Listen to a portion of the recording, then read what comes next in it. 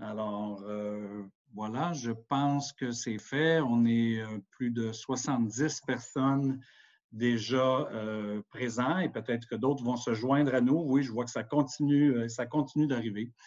Alors, bonsoir à tous et à toutes et bienvenue, chers citoyens et citoyennes de La Prairie, à cette troisième soirée de notre démarche de participation publique sur l'avenir de l'ancienne briqueterie. Alors, mon collègue Michel Lacroix, qui va travailler avec moi pour gérer la technique, va s'assurer que les micros de tous soient fermés pour qu'on puisse bien entendre. Alors, voilà. Donc, mon nom est Pierre Guillot-Urtubise. C'est moi qui vais avoir le plaisir d'animer cette soirée d'échange avec vous. Merci d'être avec nous en Zoom. On sait que ce n'est pas évident, ce n'est pas facile pour tout le monde de participer de manière virtuelle à l'aide de nos ordinateurs à ces séances de consultation et de participation publique. Alors, on l'apprécie d'autant plus. Ce soir, on va essayer de tirer profit au maximum de ce que cette plateforme Zoom nous permet. Alors, comme je le disais, mon collègue Michel Lacroix, que je salue, va nous accompagner tout au long de cette soirée. Alors, je vous informe tout de suite que cette séance est enregistrée. Pourquoi? Parce qu'elle va être disponible sur le site web de la municipalité dans la section où on met l'ensemble des informations relatives à ce processus de participation publique. Je vous invite aussi si vous n'êtes pas habitué avec cette plateforme Zoom, à la regarder, à regarder les barres avec les icônes. Vous allez voir des barres qui vous permettent d'ouvrir votre caméra. Ça va être utile quand on va échanger dans les ateliers tout à l'heure. Vous avez une barre avec un micro. Vous avez aussi une petite barre qui est écrit « Réaction ». Et en cliquant là-dessus, vous allez voir un pouce qui apparaît et à côté, une petite main qui veut dire d'habitude un applaudissement, mais qu'on va vous demander peut-être d'utiliser ce soir si vous voulez prendre la parole. Vous n'avez qu'à cliquer là-dessus, puis il va y avoir une petite main qui va apparaître autour de votre photo quand on va être dans les ateliers, par exemple, et ça va pouvoir dire à l'animateur de votre atelier que vous voulez prendre la parole. Alors, je vais vous présenter tout de suite l'ordre du jour de cette assemblée. Michel, est-ce que tu peux mettre à l'écran cet ordre du jour et me permettre de le voir? Voilà. Donc, à la page suivante, l'ordre du jour de cette assemblée. Alors, on s'excuse, des fois, il y a des petits délais. Voilà. Alors, donc, tout de suite, après que je vous ai présenté l'ordre du jour, je vais céder la parole à M. Donasser, le maire, pour le mot de bienvenue officiel. Je vais revenir vous présenter plus en détail les objectifs de la soirée. Vous savez déjà que c'est une soirée où on va discuter des critères qui vont nous permettre de faire les meilleurs choix ensemble. Ensuite, il va y avoir un point sur des informations, des mises à jour, un certain nombre d'améliorations ou de choses qui ont été faites par la Ville au cours des derniers mois, depuis notre dernière soirée au mois de juin. Ça va être présenté par M. Benoît Fortier, qui est le directeur de l'urbanisme de la municipalité. Et puis ensuite, on va passer ensemble à un exercice où on va identifier les critères qui vont nous permettre au printemps prochain de juger les différentes options possibles pour l'avenir de cette ancienne carrière. Par la suite, on va solliciter votre participation pour qu'on puisse savoir quelles options vont être présentées au printemps prochain. Il y aura une période de questions générales sur le processus. On veut que tout le monde comprenne bien là, comment on va fonctionner. Et puis, on va aussi vous présenter les prochaines étapes qui sont à venir. Alors, c'est notre ordre du jour pour ce soir.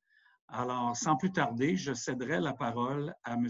Donasser, le maire de La Prairie, pour son mot officiel de bienvenue. Monsieur Serre. Merci, M. Guillot-Urtubise. Bonsoir à vous toutes et à vous tous. D'abord, merci d'être ici ce soir en si grand nombre. Votre engagement ne se dément pas et nous en sommes très fiers. Ce soir, au nom du conseil municipal, j'ai le plaisir de vous accueillir à la 3e rencontre de participation publique sur l'avenir du terrain de l'ancienne briqueterie Brique Méridien. Comme vous le savez, nous avons déjà tenu 2 rencontres citoyennes sur l'avenir de ce terrain situé au cœur de notre municipalité. En janvier dernier, nous étions près de 200 personnes pour lancer la démarche citoyenne. En juin, nous nous sommes rencontrés virtuellement en raison de la pandémie. Plus de 115 questions nous ont alors été posées. Nous avons partagé avec vous toutes les informations reliées à ce projet pour que vous puissiez participer pleinement aux discussions. Aujourd'hui, toujours dans le contexte de la pandémie, nous continuons d'aller de l'avant. Ce soir, le but de la rencontre est de définir ensemble les critères qui sont essentiels au développement du site. Ceux qui nous permettront de juger de la valeur de chaque option pour l'avenir de ce secteur. Le conseil municipal l'a déjà dit. Je le répète, toutes les options sont sur la table. Mais pour juger de la meilleure option, ça nous prend des critères solides. Nous comptons sur vous ce soir pour nous aider à identifier ces critères-là. Ces critères nous seront d'une grande utilité au printemps prochain, lors de la 4e rencontre citoyenne. J'ai confiance qu'à cette prochaine rencontre, les options soient présentées par les citoyens et le propriétaire du site. Ce soir, comme lors des séances précédentes, les membres du conseil municipal sont présents. Ils seront observateurs et non pas participants, car ce soir, la parole est à vous. Avant d'aller plus loin, laissez-moi vous les présenter. Tout d'abord, M. Alan Scott. Bonsoir. M. Christian Caron. Bonsoir. M. Yann Rajot. Mme Marie-Ève Plantébert. Bonsoir. Mme Julie Gauthier. Bonsoir. M. Pierre Vaucineau. Mme Paul Fontaine et M. Denis Girard. Bonsoir. Dans le dossier qui nous réunit, le conseil municipal a travaillé très fort et a été proactif. Au cours des derniers mois, plusieurs gestes ont été posés pour assurer votre qualité de vie. Nous avons modifié la réglementation, mis en place des mesures sur le camionnage et les travaux, surveillé les horaires de travaux, supervisé le réaménagement d'une nouvelle intersection, fait un suivi serré des plaintes. Le conseil et les employés de la ville posent les gestes nécessaires pour assurer le respect des droits de tous et la qualité de vie des résidents.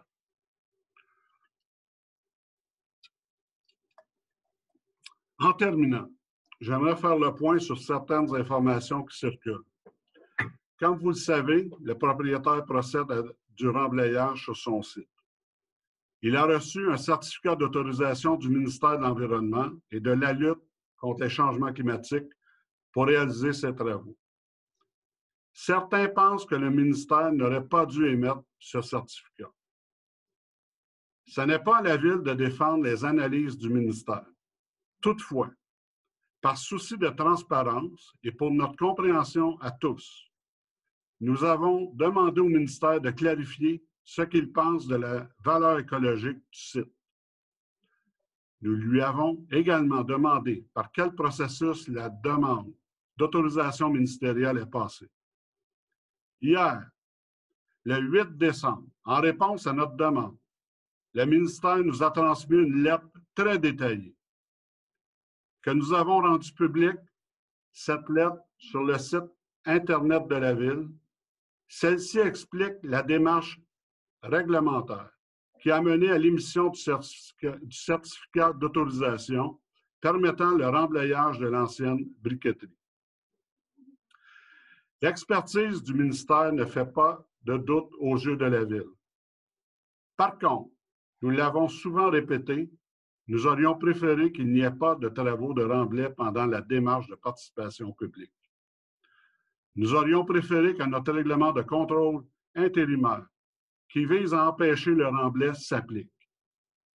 D'ailleurs, l'an dernier, j'ai obtenu une rencontre avec le ministre de l'Environnement, de la lutte au changement climatique, M. Benoît Charette.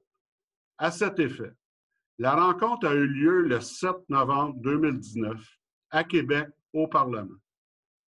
J'ai alors demandé en personne au ministre d'exercer son pouvoir discrétionnaire pour faire prévaloir notre règlement de contrôle intérimaire sur la loi provinciale. Le ministre a malheureusement refusé. Sa priorité était de réhabiliter les carrières et sablières. Le remblai a donc été autorisé. J'espère que ces précisions vous démontrent à quel point le conseil municipal et la ville travaillent à pied d'œuvre pour vous dans ce dossier. Par ailleurs, le remblayage d'un tel site est un long processus. Il peut s'écouler plusieurs années avant qu'il ne soit complété. Nous avons donc du temps devant nous pour réfléchir à l'avenir de ce site. Voilà pourquoi le Conseil met autant d'énergie dans ce processus de participation publique et c'est parce que nous y croyons. Je l'ai dit en janvier et en juin, je le répète, nous avons l'intention, à la fin de cette démarche de participation publique, de mettre en œuvre la vision qui aura rallié la majorité. Cet engagement est celui de tous les membres du conseil municipal. En terminant, je remercie tous ceux et celles qui ont travaillé à l'organisation de cette soirée. Je vous souhaite d'excellents échanges et une très belle période des fêtes en famille. Merci beaucoup et bonne soirée à tous. Merci. Merci beaucoup, Monsieur le maire. Alors, voilà qui met bien la table à nos discussions de ce soir.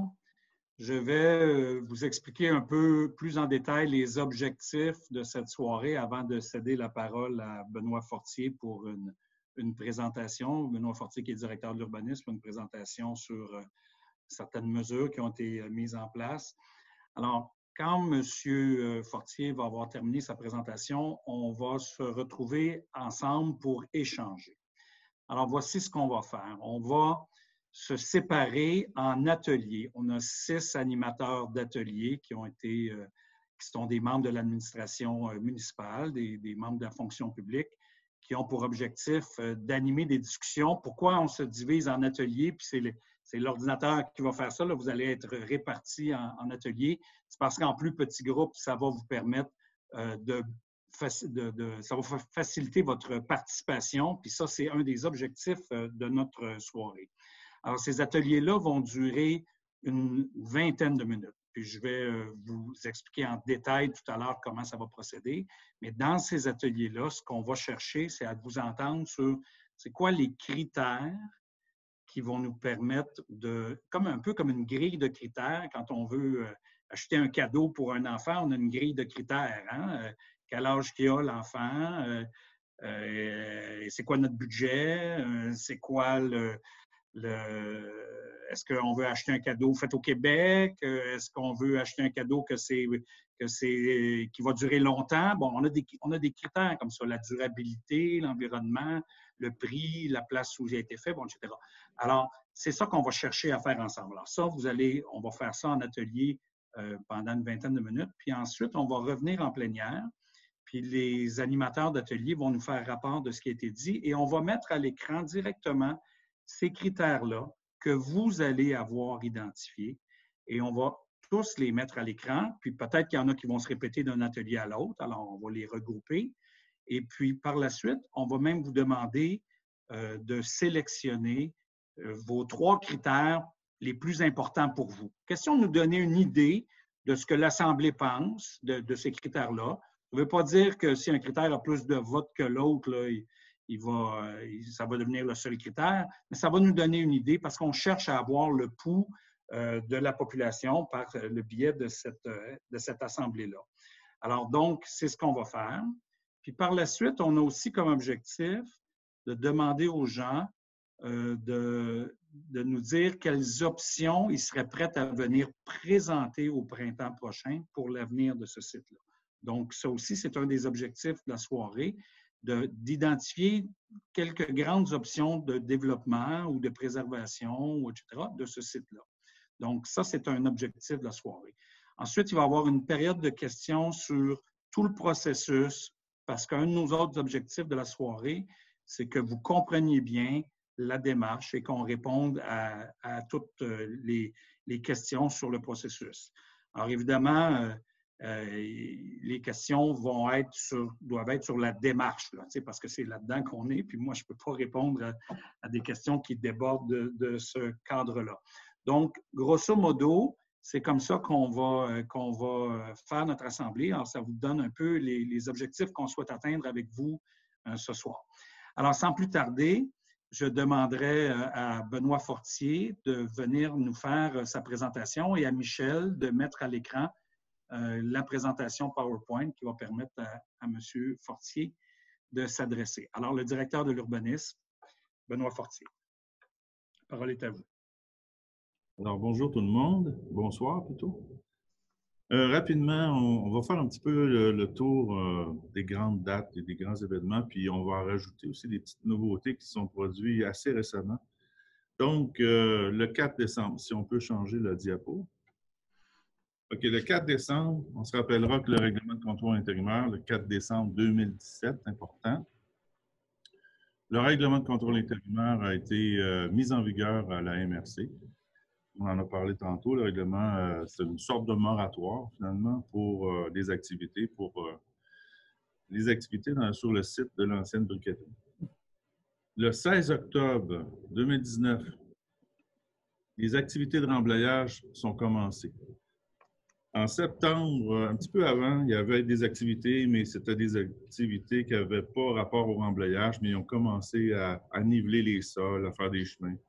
Donc, le 16 octobre 2019, les activités. Nous, la Ville, on a réagi en émettant des constats d'infraction, puis on s'est adressé aux tribunaux.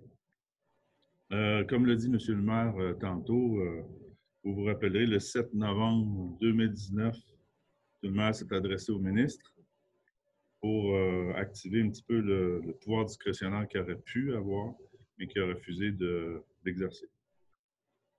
Le 10 mars 2020, on réplique la Ville et la MRC, puis on demande encore une fois au ministère, avec la force du groupe de la table de concertation régionale de la Montérégie, de faire reconnaître le droit des villes à un moratoire, indirectement à faire reconnaître notre RCI. On peut changer la page.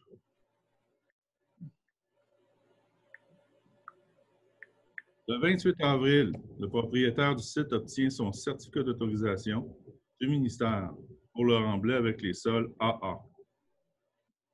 Vous vous rappellerez qu'on était devant les tribunaux.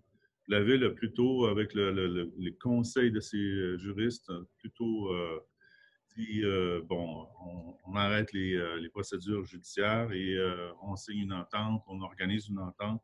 Le but ultime, c'était d'encadrer le mieux possible les activités sur le site pour le moins de nuisances au voisinage. Le 2 décembre dernier, ça c'est récent, là, ça vient juste d'arriver, l'affectation qu'on avait demandé pour le passage de l'industriel au multifonctionnel structurant, le but ultime de ça, là, on l'a eu, il est mis en vigueur. Il reste un règlement de contrôle de concordance local à faire, qu'on va faire en janvier. Le but de ça, finalement, c'est d'éloigner toute activité industrielle potentiellement nuisible pour le voisinage. Et pour l'instant, c'est le seul et unique objectif. Je rappelle qu'au bout de la procédure de planification avec la population, on va pouvoir recogner à la porte de la MRC puis ajuster l'affectation en conséquence. Il n'y a pas de problème là-dessus. Mais la MRC doit faire le tour des orientations du gouvernement avec l'affectation qu'on va demander, les ajustements qu'on va demander. L'autre page. On fait le tour un petit peu des requêtes, des activités qu'on a eues en octobre. Comme on disait, on a ouvert un dossier parce qu'il y avait des activités contraires au RCI. D'octobre 2019 à février 2020, On a visité de façon hebdomadaire et on a émis des constats à chaque semaine. De mars 2020 à avril 2020, il y a eu fermeture du site, la période de la première vague de COVID, si vous vous rappelez. Mai 2020, réouverture des activités de Remblai. En juin 2020, l'entente est arrivée, le démarrage d'un registre de plaintes. On s'est entendu avec le gestionnaire du site, la ville et le gestionnaire pour recevoir les plaintes puis lui répondre du mieux possible, puis corriger des situations. De juin 2020 à novembre 2020, 11 plaintes officielles ont été déposées pour le bruit, la poussière, la vibration, le camionnage, l'entretien de l'accès, le chemin Saint-José, les clôtures, les sentiers multifonctionnels, etc. On a répondu à chacune des plaintes et à chaque fois, on est en communication avec le gestionnaire du site. La dernière plainte date d'octobre. Oups, il y a eu un changement de page. OK. Donc, dernière plainte date d'octobre 2020. Il y a eu un Remblai à proximité des sentiers municipaux. Dernièrement, le gestionnaire du site nous avait dit que les gens se plaignaient qu'au début décembre, il y avait de la terre et du camionnage à proximité du sentier du Bocage. C'est jusqu'au 14 décembre, juste pour répondre à ces plaintes-là, c'est que le propriétaire veut construire. Vous vous rappelez que le propriétaire va céder de zone tampon, de bande tampon. Il est en train de pousser de la terre pour arriver à niveler au même niveau que le sentier du Bocage. Ça va servir de zone tampon et ça va être réaménagé. C'est un peu ça, dernièrement, ce qui s'est produit, les dernières plaintes. Le bruit par rapport à ces activités-là. Les visites régulières, en somme, sont réalisées selon le besoin. Puis il y a des prises de son au besoin. On laisse suivre le plus possible pour amenuiser les plaintes, répondre aux plaintes et amenuiser les contraintes dues aux activités. Voilà.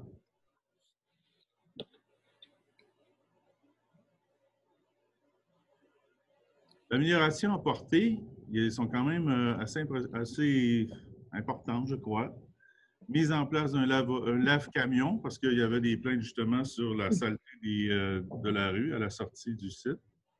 On leur a demandé d'utiliser de l'eau non potable, c'est-à-dire de l'eau à l'usine avant le traitement.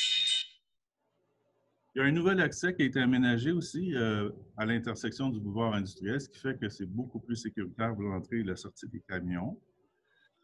Il y a de l'affichage, parce que c'est une intersection. Il y a de l'affichage pour les automobiles, il y a de l'affichage pour les vélos. Donc, un coin beaucoup plus sécuritaire. Il y a le début des aménagements de terrain dont je vous parlais tantôt pour l'élargissement des corridors verts du sentier du Bocage. Il y a un projet de cession de rue qui est en train de cession de terrain, pardon, le long de la rue chemin Saint-José pour rapatrier un petit peu du côté public la piste cyclable, parce que la piste cyclable, pour ceux qui ne le savent pas, était sur le terrain du site d'ancienne briqueterie. Le propriétaire nous cède 15 mètres, selon l'entente. On est en train de regarder avec lui là, tout l'arpentage et on est en plein projet de cession de terrain. Voilà pour les améliorations apportées.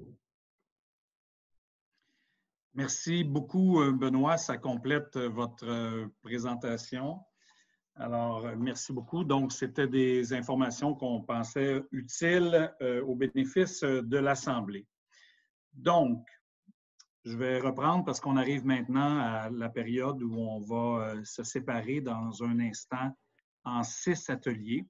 Alors, on est maintenant plus d'une centaine, donc ça veut dire que vous allez être entre 15 et 20 personnes par atelier pour travailler.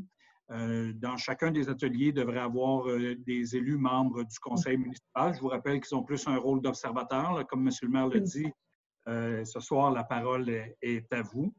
Donc, vous allez travailler en petits groupes pour trouver ensemble les critères, puis je vais réexpliquer ce qu'on cherche là, exactement. Les critères qui vont nous permettre de juger de la valeur des différentes options pour l'avenir du site. Alors, vous n'avez rien à faire pour vous séparer en petits groupes. C'est mon collègue Michel Lacroix qui va faire cette répartition quand je vais lui donner le signal dans quelques instants. Cette rencontre-là, en petits groupes, va durer 20 minutes. On va... il y avait un micro qui était ouvert, alors je viens de le fermer. Je m'excuse, mais je voulais être bien certain que tout le monde m'entende bien.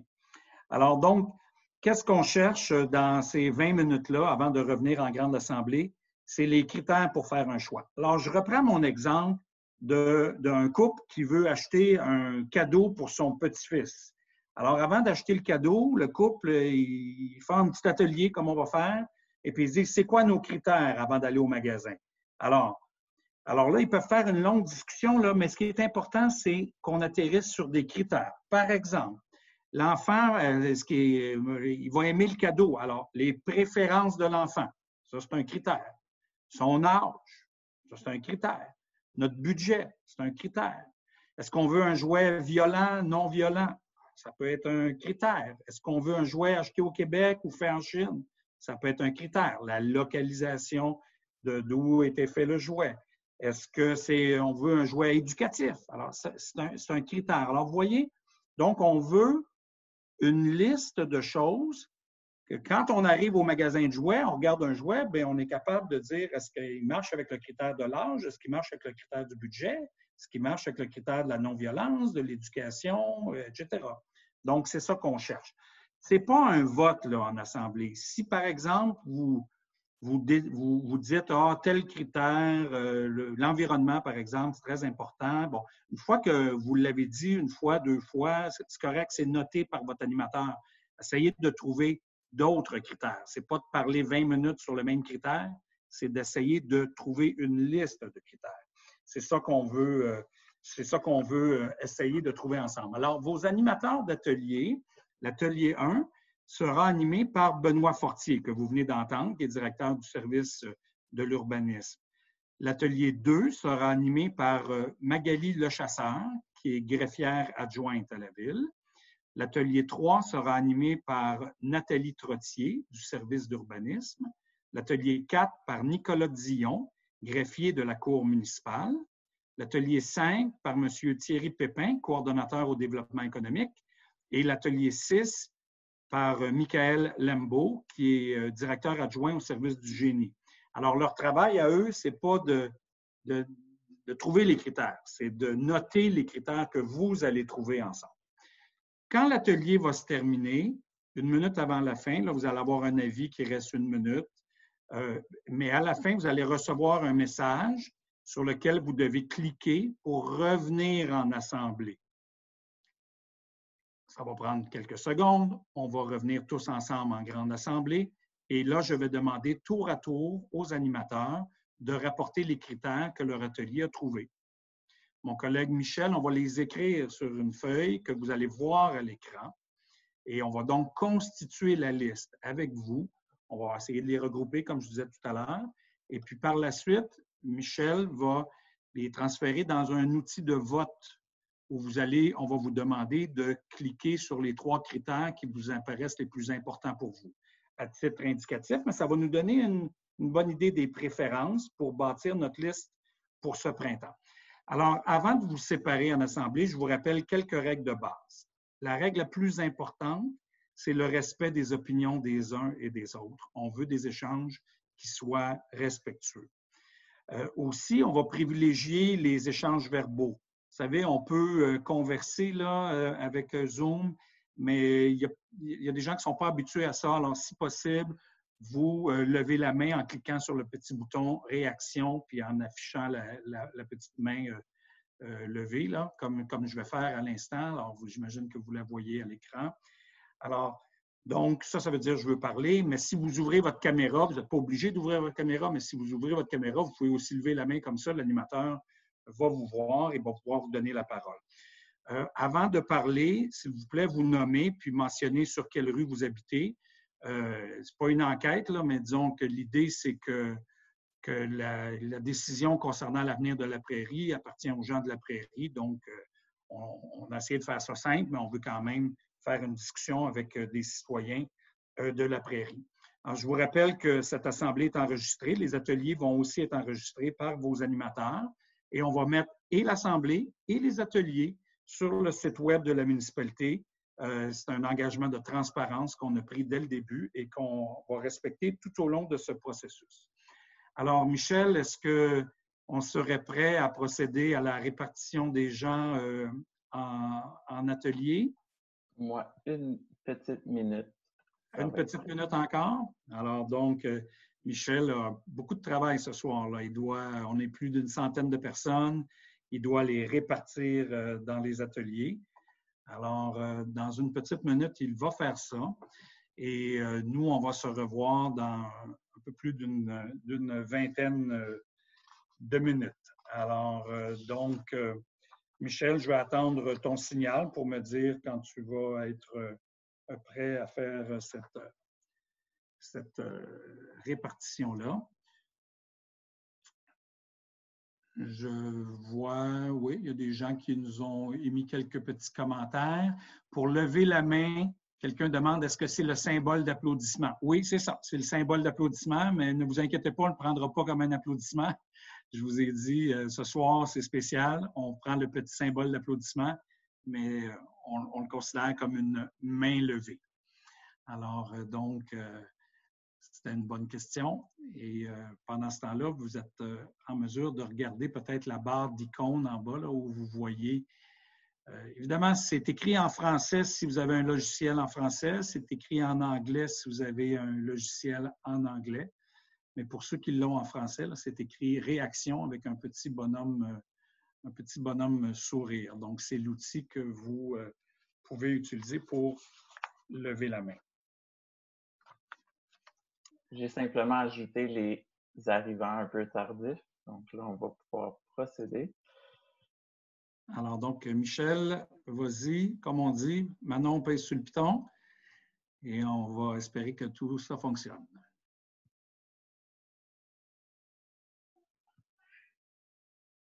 Alors, vous voyez que vous avez un message qui vous invite à rejoindre une salle. Vous avez à peser sur « Rejoindre » et puis vous arrivez maintenant dans cette salle.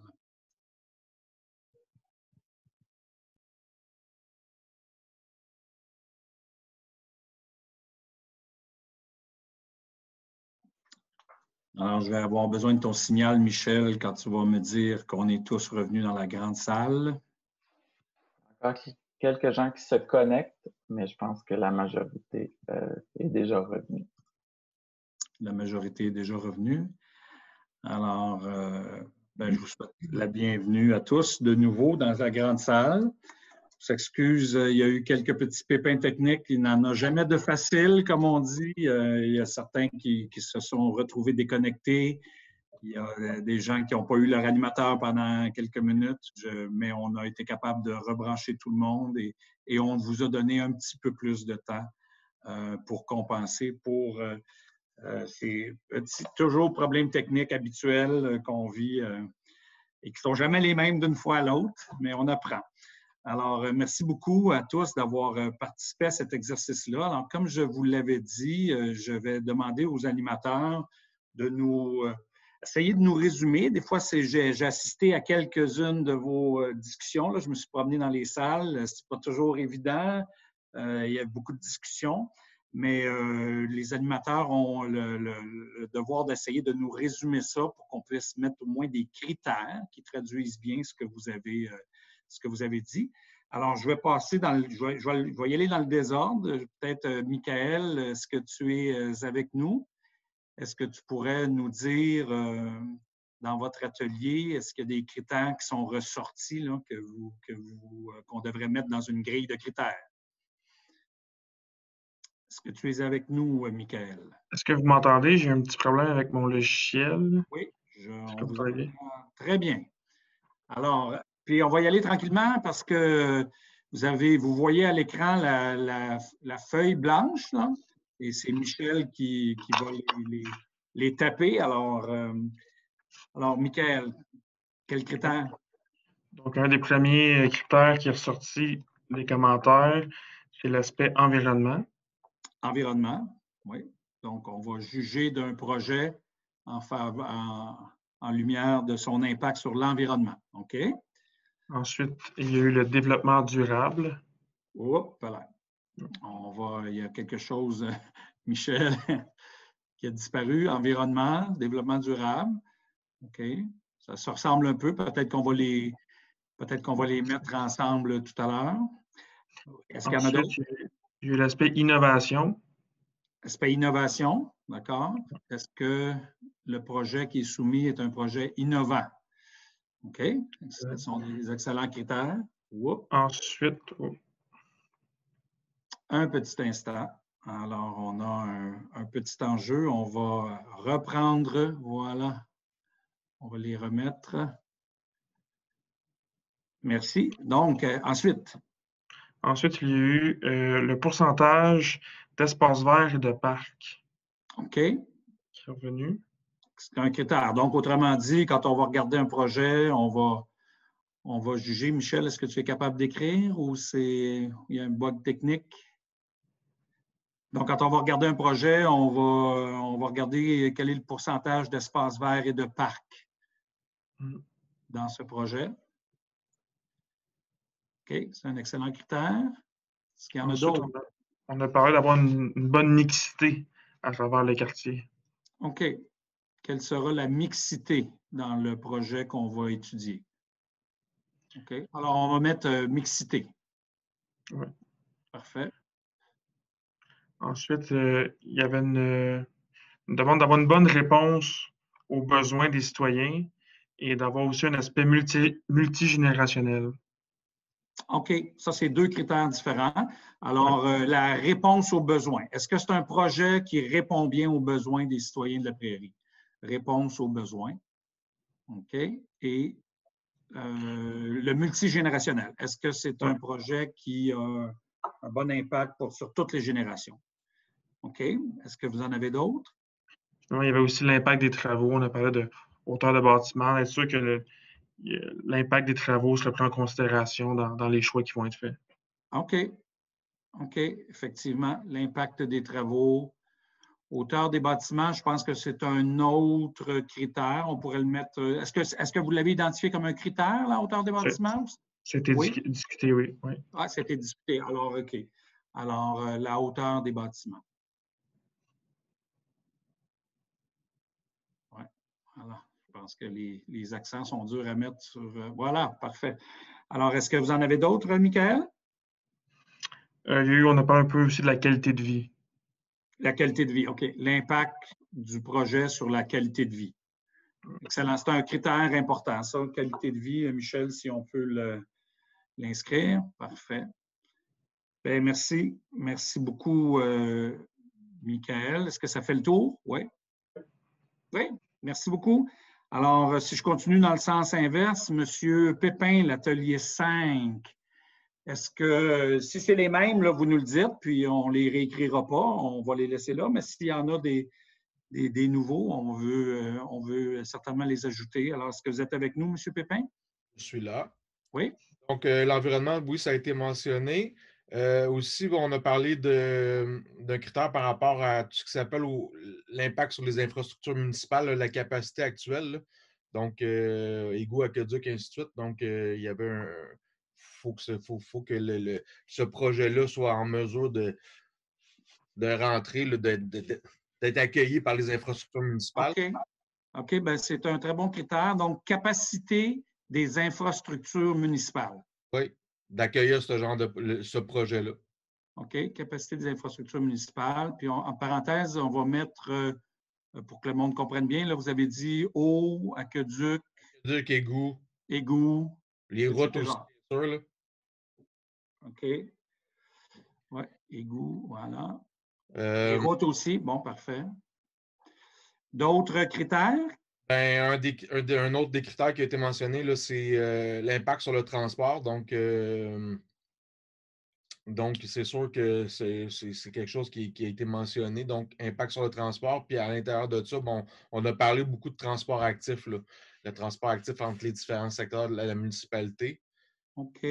Donc, l'impact sur le transport. Oui, c'est ça. Donc, et impact sur le transport actif. Oui. ou le transport actif. Est-ce que c'est un projet qui va favoriser le transport actif? On va juste écrire transport actif, donc on parle de piétons, vélos, etc. Oui. OK. Alors, il y a quelqu'un qui nous, deux fois qui nous écrit, il serait intéressant de comptabiliser le nombre de fois. Oui, alors on peut faire ça, mais comme je vous l'ai dit tout à l'heure, on va voter là, mais environnement, mettons, même petit 2 à côté, voilà, parfait. Alors, est-ce qu'il y en avait d'autres dans la liste là, que les gens ont aussi discuté dans votre atelier pour qu'on puisse… Innovation est revenue aussi dans notre atelier. OK, donc on va le mettre à 2, oui. Tout ce qui s'appelle pourcentage d'espace vert et de parc aussi. Nous, il y a un volet qui a été ajouté. C'était, bon, on parle d'un parc, mais avec un plan d'eau. Donc, OK. Alors, pourcentage d'espace vert et de parc et plan d'eau. Je pense qu'on va le mettre là. Là, ça va pas mal ensemble. Pourcentage d'espace vert, de parc et plan d'eau. OK. Est-ce qu'il y a d'autres choses? Multigénérationnel a été mentionné, donc, tu sais, qu'il y a des espaces à l'intérieur de ce nouveau quartier-là qui soient en mesure d'accueillir autant les personnes âgées que les jeunes, donc, puis favoriser cette mixité-là entre les différentes générations, là. Donc, OK, donc on va mettre un petit 2 à côté de multigénérationnel. OK, excellent. L'impact des travaux a été mentionné aussi, là, le bruit, ainsi de suite. Ça a été mentionné. La hauteur des bâtiments aussi, mais c'est. Bon, on a parlé aussi en plus d'une homogénéité avec les quartiers environnants, là. OK, bien, homogénéité, ça, c'est nouveau. Okay. On va appeler ça. Comment est-ce qu'on pourrait appeler ça, là? Bon, homogénéité avec les quartiers. Est-ce que ça harmonisation avec les quartiers environnants? Hein? Harmonisation avec les quartiers environnants. Oui. OK. On a parlé aussi, bon, on parle de densité faible, donc je ne sais pas si je l'ai-tu vu à quelque part, là, mais non, il n'est pas là. Densité non, faible. je pense que densité pourrait être ajoutée. OK, parfait. On a parlé aussi de prévoir immédiatement là, la présence d'infrastructures pour les jeunes. Donc, on parle d'école. On parle d'école. OK. Alors, présence d'école. Dans le projet. OK. C'est un élément qui est revenu. Oui. Un élément qui est revenu aussi, c'est la présence d'infrastructures sportives municipales. Donc, là, un des exemples, c'est une piscine intérieure municipale. OK. Donc, présence d'équipements municipaux. Oui, sportifs, entre autres. Sportif. Oui.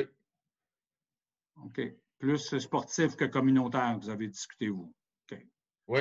Bien, les deux ont été mentionnés. On parlait d'une place publique aussi, là. Fait que ça a été mentionné, les deux, là. Oui. OK, il y a quelqu'un qui dit, quand vous avez parlé de densité, là, les gens, c'était de faible densité, c'était ça? C'était… Densité, oui. Faible densité. Alors, densité, faible densité, Michel. Exactement. Oui. Donc, on parle de maison unifamiliale plutôt que du condo, là. OK. Avec de la hauteur. Merci. Est-ce qu'il y a d'autres… on a parlé aussi là, de l'impact de l'arrivée de ce nouveau quartier-là sur la taxation municipale. OK. Donc, l'impact impact sur la taxation ou les coûts. Oui, sur la taxation et les coûts. Oui. Puis, un autre élément qui est revenu aussi, qui est là, c'est, bon, on parle de…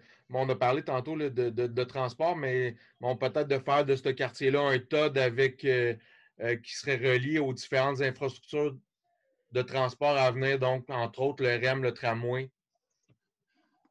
OK. Donc, les liens possibles avec les équipements de transport. Oui.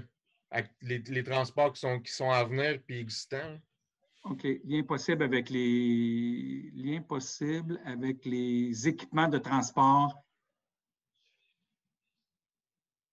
à venir et existants. Oui. Là, je ne vais pas prendre tout le temps non plus, Non, l'innovation. non, si vous avez des critères, on est là pour les écouter. Là, si les gens en ont sorti qui ne sont pas dans la liste, ou bien s'il y en a que vous dites, là, ça a été discuté, Puis on prend le temps qu'il faut. peut-être, ben, ça revient peut-être là, à c'est plusieurs fonctions au même site. Donc, on parle autant des parcs, des espaces verts, d'être capable de regrouper dans ce nouveau développement, autant les infrastructures sportives. Donc, une espèce de. On retrouve à peu près tout ce qu'on pourrait retrouver à la prairie là-dedans. OK, donc c'est la mixité, là. Oui, c'est ça. Peut-être. OK, donc on va remettre un 2 à côté de mixité. Oui, c'est ça. Mixité des fonctions, des types. Oui. OK.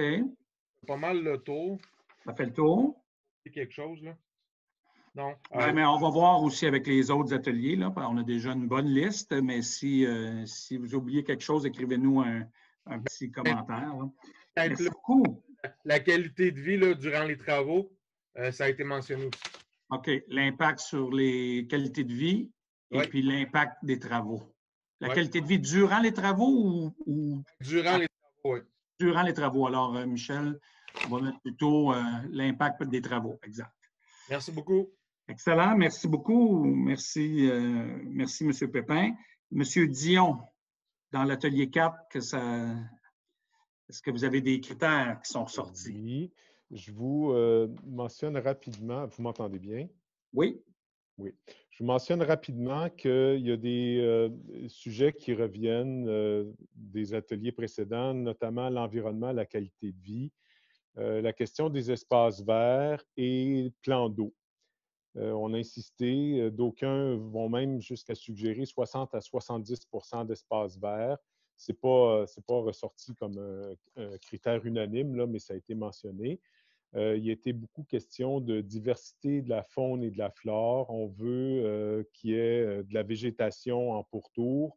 On souhaite que ce quartier-là soit quelque part ceinturé, que ce soit un quartier où qui aurait une forme d'intimité et qui serait ceinturé par le boisé, le sentier qui est là, le sentier du bocage.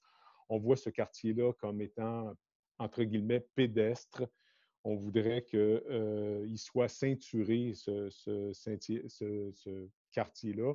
Et il y a des endroits où il n'y a pas véritablement de zone tampon entre la briqueterie et les quartiers existants. Puis on aimerait que cette zone-là soit créée là où il n'y en a pas. Bon, alors là, je vais juste vous arrêter un petit peu là, parce que moi, il faut qu'on écrive des critères avec ça. Alors, par exemple, de ce que j'entends là, présence d'une zone tampon verte et d'une ceinture verte, là, quelque chose comme ça serait un critère. Diversité de faune et flore. Ça aussi, c'est un critère, diversité de faune et flore. On veut qu'il y ait beaucoup de végétation. On veut que ce soit un quartier où on peut circuler à pied, pédestre, beaucoup. Alors, tant en pourtour qu'à l'intérieur du quartier. OK. Alors, donc, un instant, on va juste arrêter parce que Michel les écrit là. On va écrire présence de sentiers pédestres. Oui. En parenthèse, site et pourtour. Okay. Et on a parlé d'un quartier où il y a sécurité et intimité. OK. OK. Alors, ça, c'est 2 critères, sécurité et intimité. OK. On a aussi parlé de densité de type d'habitation, mais à ce sujet-là, il n'y a pas d'unanimité qui est ressortie. Okay. Sinon que plusieurs ont abordé cette question-là. D'aucuns préfèrent de l'unifamilial, d'autres multifamilial, d'autres multilogements. Une chose qui, cependant, recoupe les opinions de tous, c'est qu'on ne souhaite pas du multi-étage. Mais ça peut être du multifamilial ou de l'unifamilial. D'aucuns ont parlé de principalement unifamilial, d'autres souhaitent la diversification. Alors, le type de logement est un critère. La densité et le type de logement. OK. Donc, et est-ce que c'était dans votre atelier, est-ce que les gens parlaient de faible densité, moyenne, forte, quoi? Préférence pour la faible densité, Bon, mais okay, alors... ce n'est pas tous qui ont abordé cette question-là. Okay. Il reste quelques autres points. Le principal, c'est beaucoup la circulation et le transit. Bon, juste un instant. Oui. Juste un instant, on va les écrire là, parce que mon ami Michel il travaille fort. Circulation, Michel, je pense que ça, c'est quelque chose qu'on devrait ajouter en bas. Ouais. Donc, l'impact sur la circulation. Puis, je précise tout de suite, là, puis je vous arrête juste un petit instant, M. Dion. Je précise tout de suite, c'est normal qu'on ne soit pas tous d'accord. Est-ce que c'est sentier qui fait le contour, etc.? On n'est pas rendu à l'étape de regarder les projets. Mais notre étape, c'est de dire, quand on va regarder un projet, on va juger de la qualité des sentiers. On va juger de la qualité du verdissement. On va juger de la qualité de la densité. Est-ce qu'on va se faire présenter des projets de faible, de moyenne, etc.? Mais on va juger. Là, on n'est pas ici pour trouver l'unanimité exactement. On est dans une grille de critères. Puis ne vous inquiétez pas, au printemps, là, vous allez pouvoir exprimer que vous trouvez ça trop dense ou pas assez dense ou pas assez mix ou trop mix. Alors, donc, on va regarder ça au printemps. C'est parce que je vois les commentaires passer, là. Les gens veulent qu'on précise exactement, mais ce que vous faites là, c'est très bien. C'est une liste de critères. Donc, vous en aviez d'autres. Oui, il reste 2 points.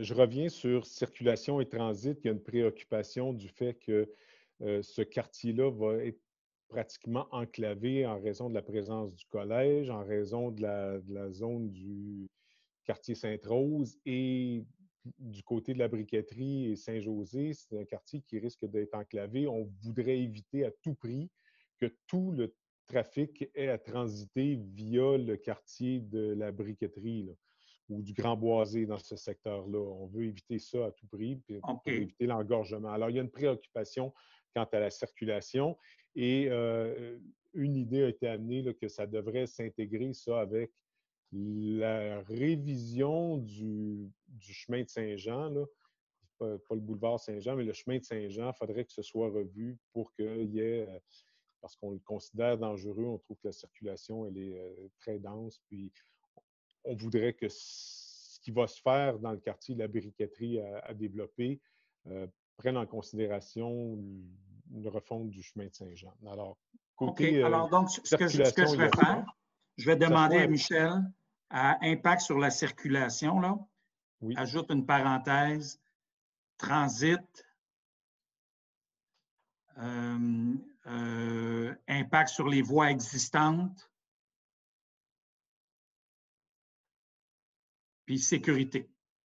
Et ça résume pas mal ce que vous venez de dire. Là, quand on va juger de l'impact sur la circulation, on va regarder, et sécurité. Et il reste un élément, parce que le reste a été pas mal dit, la faune, la flore, un lac, etc. Là, ça a été dit, le sentier.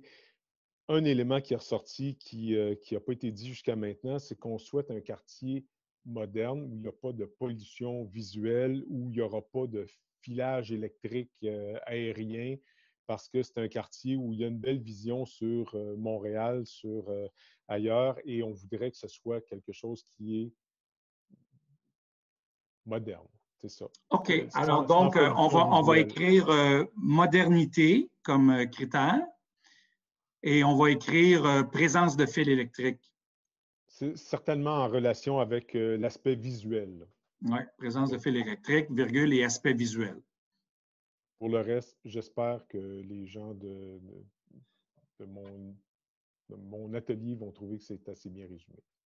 OK. Bien, merci beaucoup. Alors, on en a intégré une bonne série de plus à la liste. Merci, M. Dion.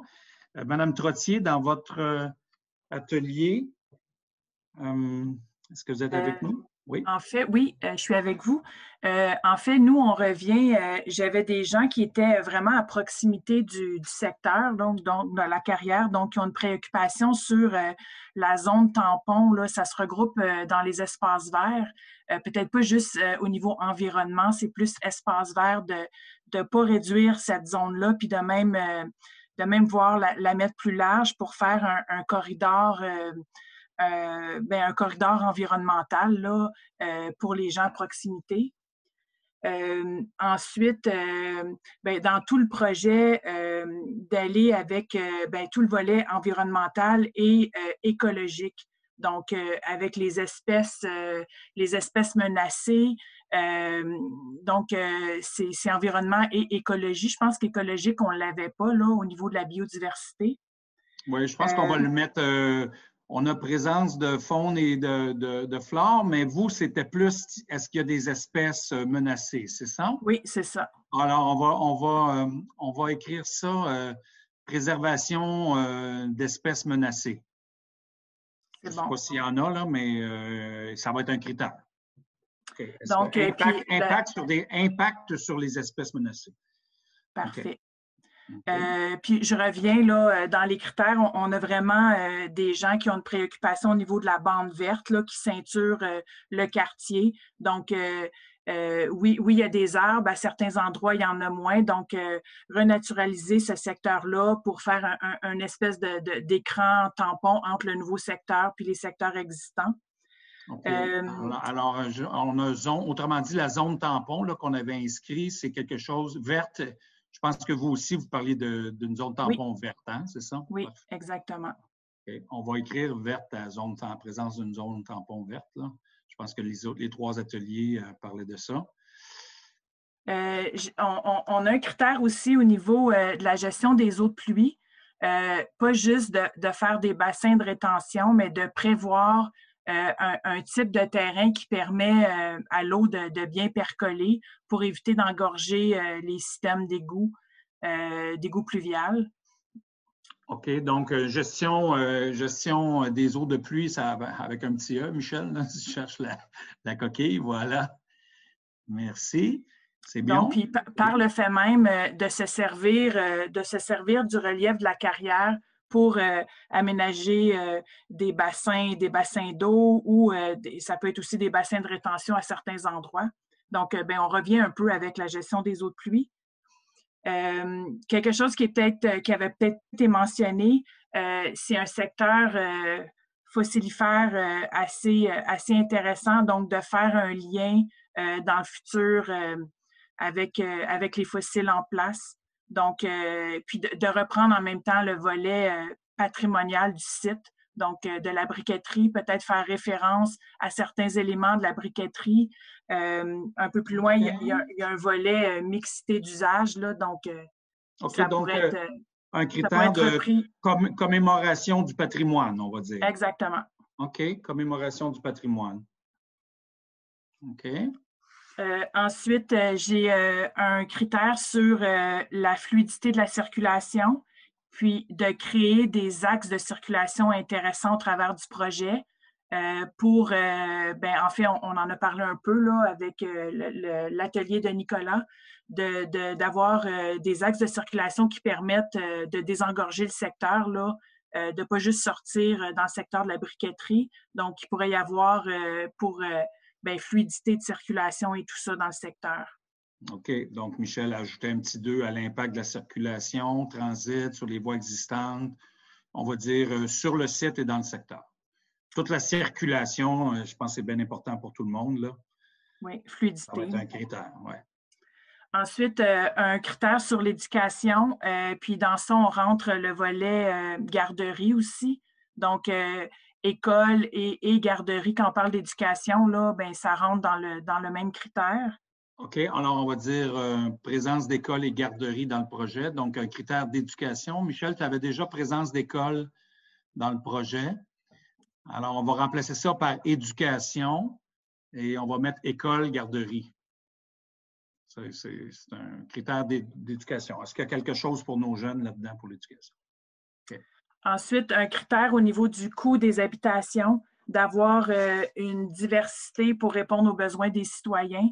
Donc, pas juste un type d'habitation, d'avoir diversité, puis par le fait même, il y a un volet multigénérationnel pour accueillir différentes générations dans le projet. OK. Alors, donc, on va ajouter un autre petit chiffre à multigénérationnel, mais le volet que vous avez dit, là, le coût des habitations.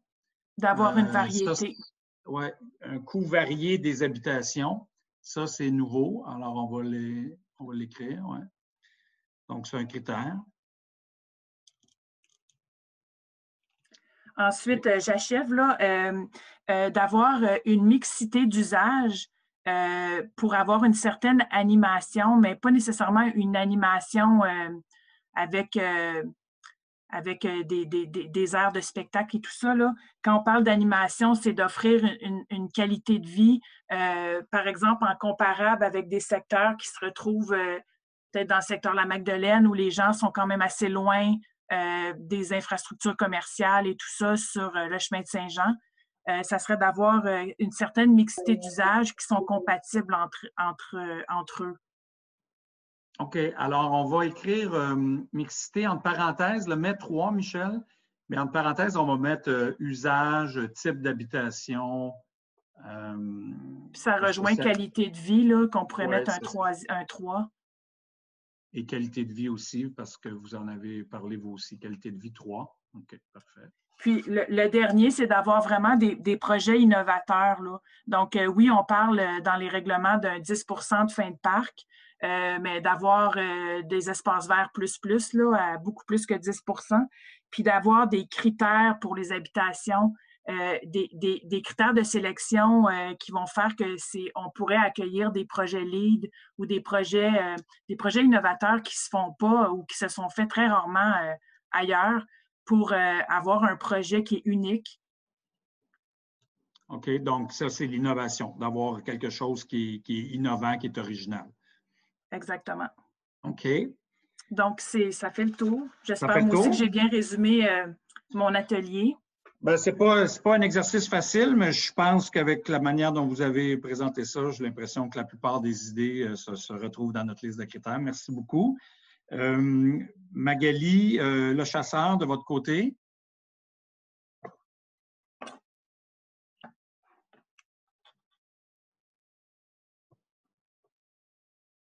Mais est-ce que Magali, vous êtes avec nous? Bonsoir à tous. Bonsoir. Bonsoir, merci. Alors, il y a plusieurs critères là, qui se rejoignent déjà dans la liste, mais je vais être brève. Alors, critères d'environnement qui a été discuté là, dans notre atelier. Pourcentage de parcs verts, espaces verts, c'est important également pour les participants. On a discuté d'auteur des habitations. Donc, on veut éviter des grandes tours à condos. On a parlé d'une faible densité. Oui, alors juste un instant, là, Michel va retrouver faible densité qui est juste un petit peu plus haut, Michel. On va changer le chiffre. Et puis le pourcentage des espaces verts qui est le 3e ou 4e en haut, là. Lui aussi, il faut changer le chiffre. Voilà, continuez. Très bien. Également, la qualité de vie est importante pour les participants. Un projet innovateur, là, donc on veut se démarquer des autres villes de la Rive-Sud. On veut quelque chose d'innovant. On veut du transport actif, mobilité active, pistes cyclables. Le critère également là, de développement durable a été soulevé. Également, la capacité des infrastructures municipales. Donc, on parlait là, des eaux, aqueducs. On veut s'assurer que ce nouveau quartier-là va être en mesure d'être supporté par nos infrastructures. On a parlé également d'avoir des installations à mission éducative. Là, donc, pouvoir là, éducation, école, garderie. Okay. École, garderie, mais même avoir un projet là, où les gens pourraient se rendre et apprendre. Il y a également infrastructure municipale. On a parlé de piscine également. Donc, ça, c'est les équipements sportifs municipaux. Ouais. Est-ce que vous avez parlé d'équipements Sportif. Ben, il a été mentionné peut-être une piscine municipale. OK, parfait. Donc, l'équipement sportif, parfait. Puis, il y a un point aussi intéressant qui a été soulevé, c'était qu'on ait un point de ralliement, que ce terrain-là soit un point de ralliement pour tous les laprairies. Un point de ralliement. Qu'est-ce que vous voulez dire? Qu'est-ce que les gens voulaient dire? Ce qu'il voulait dire, c'est dire, bon, mais par exemple, New York se démarque avec son Central Park, puis c'est un moyen de rassembler les New-Yorkais, le Central Park. On voudrait que ce terrain-là permette à tous les laprairiens de se rencontrer. Ou de se rencontrer, OK. Ouais. Donc, ça serait, mettons, le critère, ça serait, est-ce que c'est un projet qui a un potentiel de rassembler les gens? Un potentiel de rassemblement. Oui. Potentiel de rassemblement. OK. Oui. Puis, à la dernière minute, j'ai vu qu'il y avait quelqu'un qui avait écrit dans le chat « Impact sur la circulation », mais je n'ai pas eu le temps, malheureusement, de confirmer je pense qu'on peut l'ajouter, là, si ça a été mentionné par quelqu'un de votre équipe. On comprend, puis je vois les carrières, les commentaires passés, là, des gens qui... Bon, évidemment, je vois les conversations, il y a du monde qui discute entre eux de toutes sortes de choses, c'est correct, il n'y a pas de problème avec ça, si vous voulez. Mais sur les critères, là, il y a quelqu'un qui disait les pourcentages d'espaces verts, de parcs et de plans d'eau, il faut écrire pourcentage élevé. Non, c'est un critère.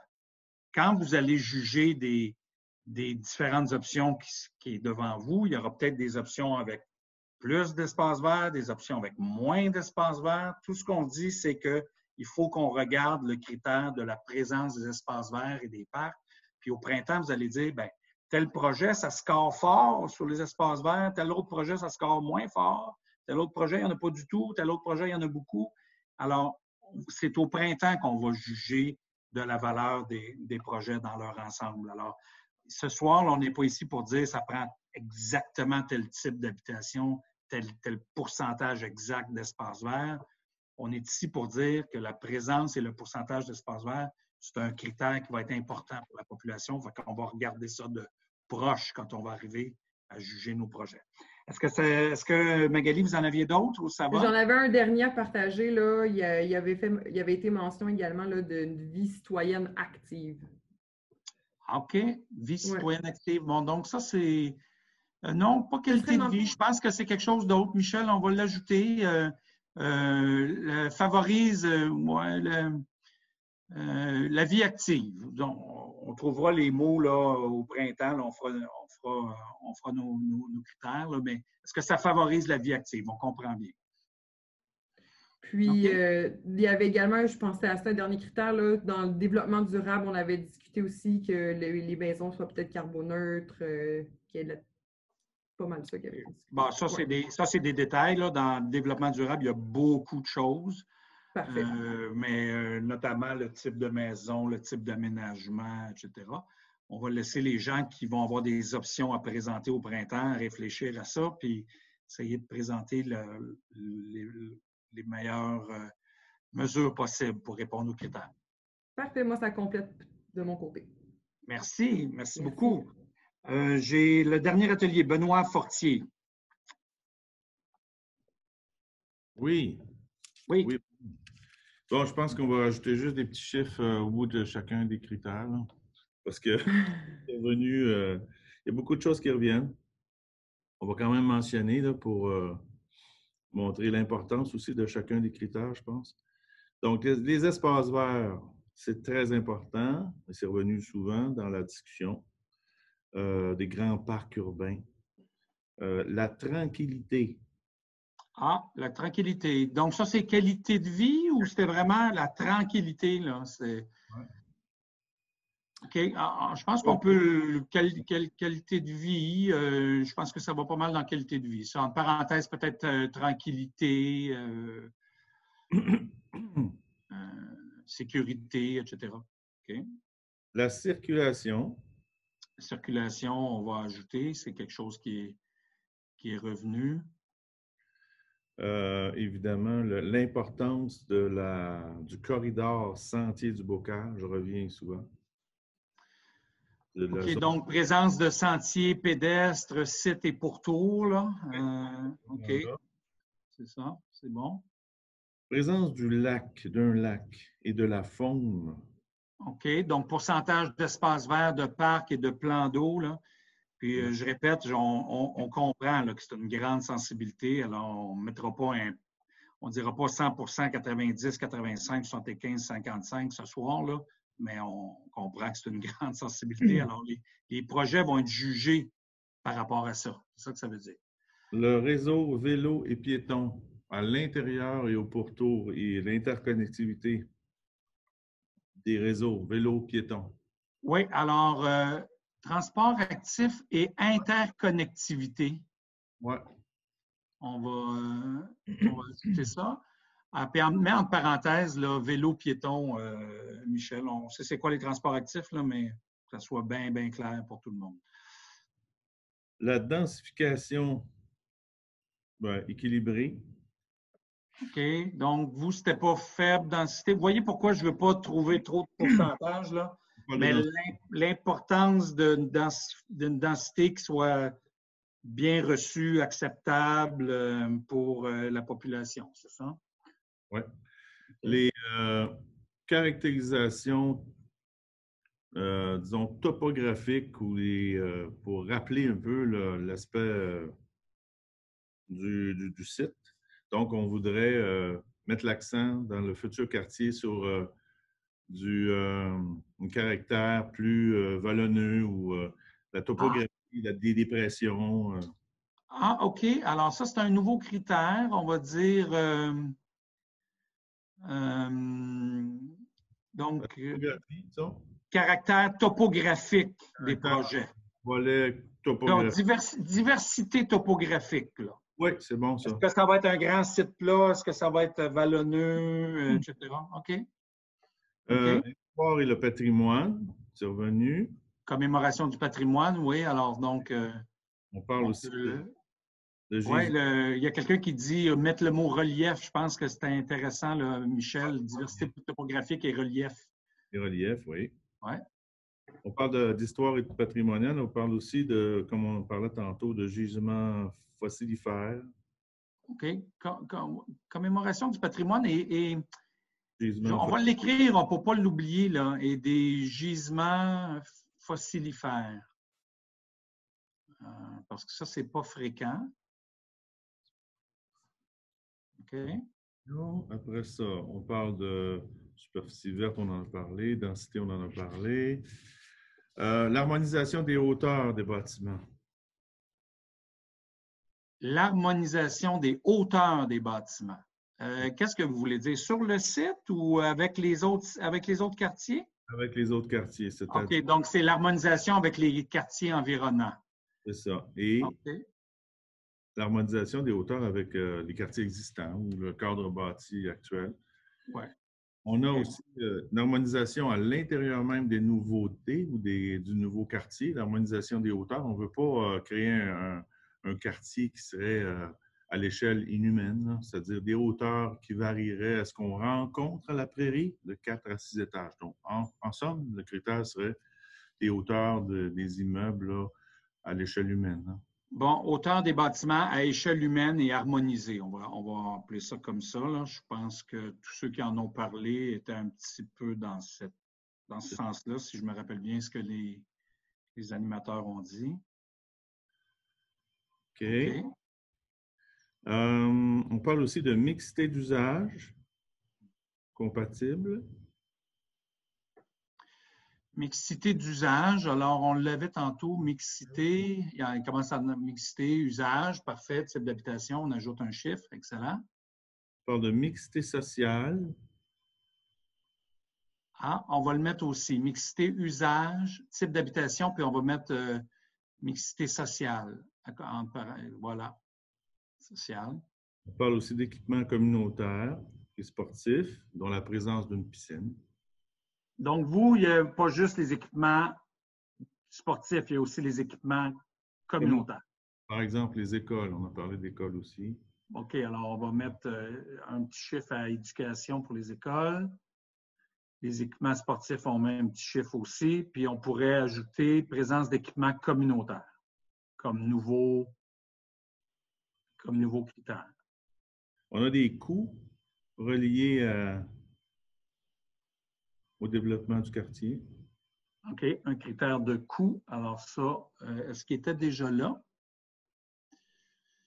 J'imagine qu'il était déjà là, mais je ne suis pas sûr. Impact sur les taxes, il me semble qu'on avait quelque chose comme ça tout à l'heure. Impact sur la taxation et les coûts. OK, 2, oui.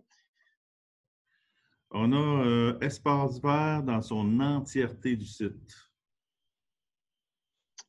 Bon, là, attendez un peu. Qu'est-ce que vous voulez dire? Il y a des gens... Le calcul de combien il va y avoir d'espace vert, il est important pour vous, c'est ça? C'est qu'on a soulevé le fait que ce n'était pas une question de pourcentage. On veut le site en son entièreté comme un grand parc urbain. OK. Donc, on peut parler de... Attends un peu. Est-ce que c'est un critère, ça, ou ça risque d'être un projet, là? Il y a peut-être quelqu'un qui va venir dire on propose de faire un grand parc. Donc, l'espace vert, grand parc. Mettons que ça se relie à parc et espace vert. Oui, je pense que oui. Puis si au printemps, des gens veulent venir proposer un grand parc, bien, quand on va regarder le critère de pourcentage d'espace vert, bien, ils vont scorer 100 C'est bon. C'est ça que ça veut dire avec ce pourcentage, avec ce critère-là. Tantôt, on parlait de tranquillité. On parle de luminosité aussi, de nuisance par la lumière. On peut mettre ça dans... Peut-être qualité de vie, là. On avait tranquillité, sécurité, luminosité. Bruit. Bruit, etc. Oui. OK, si je fais le tour de mes notes.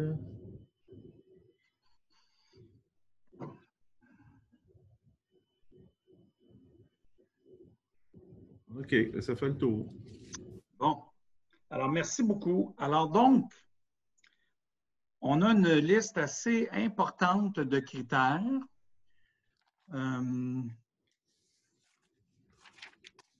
Michel, tu mets du jaune sur ceux qui ont été très mentionnés. Ceux qui ont reçu déjà le plus grand nombre de votes. De mentions dans les ateliers. OK. J'aimerais ça qu'on essaye, Michel, est-ce que c'est possible avec autant de critères de transformer ça dans un outil de vote pour le fun, puis de demander aux gens qui sont avec nous quels seraient les plus importants?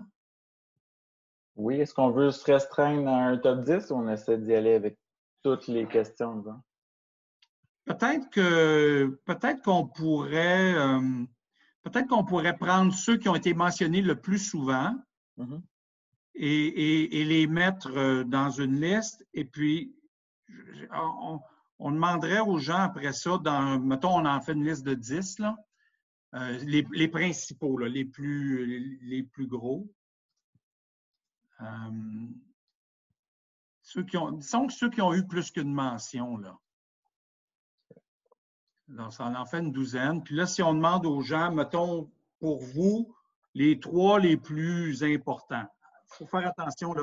Ce n'est pas un vote officiel. C'est juste pour nous donner la meilleure idée possible du pouls de l'Assemblée. Hein? C'est vraiment pour ça. Donc, je mettrais peut-être le multigénérationnel, il y a eu des mentions. L'impact sur les taxations, les coûts, la faible densité.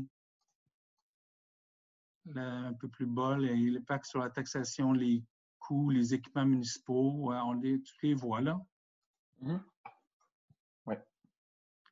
Alors, je vais devoir arrêter le partage d'écran pour paramétrer ce petit sondage. Donc, OK. Alors, ceux qui ont plus qu'une mention, OK? Essaye de les mettre.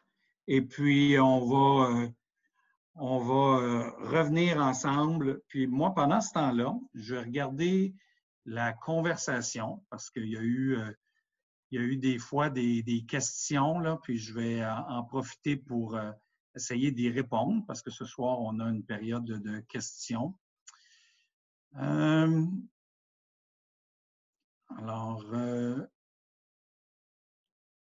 Bon, alors il y a beaucoup de gens qui ont fait comme un débat entre eux, là. Alors, on n'a manifestement pas modéré le chat comme quelqu'un le demandait parce que ce n'était pas l'objectif de la rencontre. Maintenant, les gens se sont exprimés. Il y a eu toutes sortes d'opinions qui sont émises. Je pense que c'est correct. Alors, maintenant, il ne faut pas prendre tout ce qui a été écrit là-dedans là, comme des grandes vérités. C'est des arguments qui ont été échangés entre les gens. C'est correct. Alors, il y a beaucoup de gens qui ont parlé de la pondération, puis mettez des pourcentages, etc. J'ai déjà expliqué que ça, c'est l'exercice qu'on va faire au printemps. Quand vous allez voir des propositions concrètes pour le site, vous allez pouvoir juger si elles répondent à vos attentes en matière de pourcentage d'espace vert ou etc.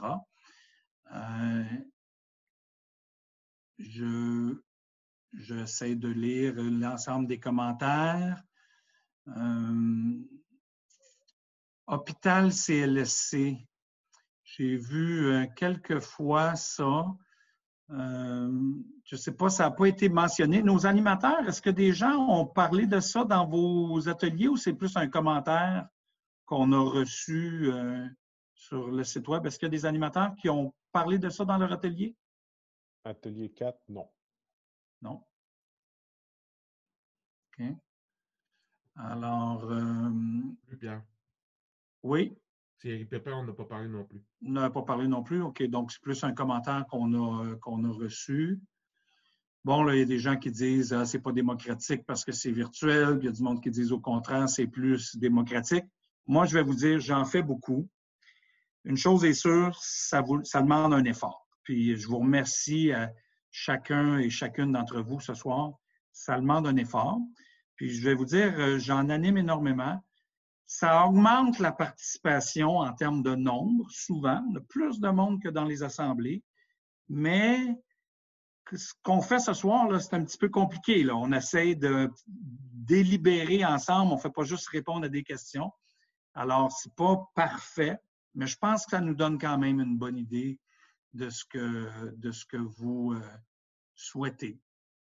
Alors, il y a quelqu'un qui dit, dans un processus décisionnel, les critères définis doivent être clairs, quantifiables, sans donner place à l'interprétation.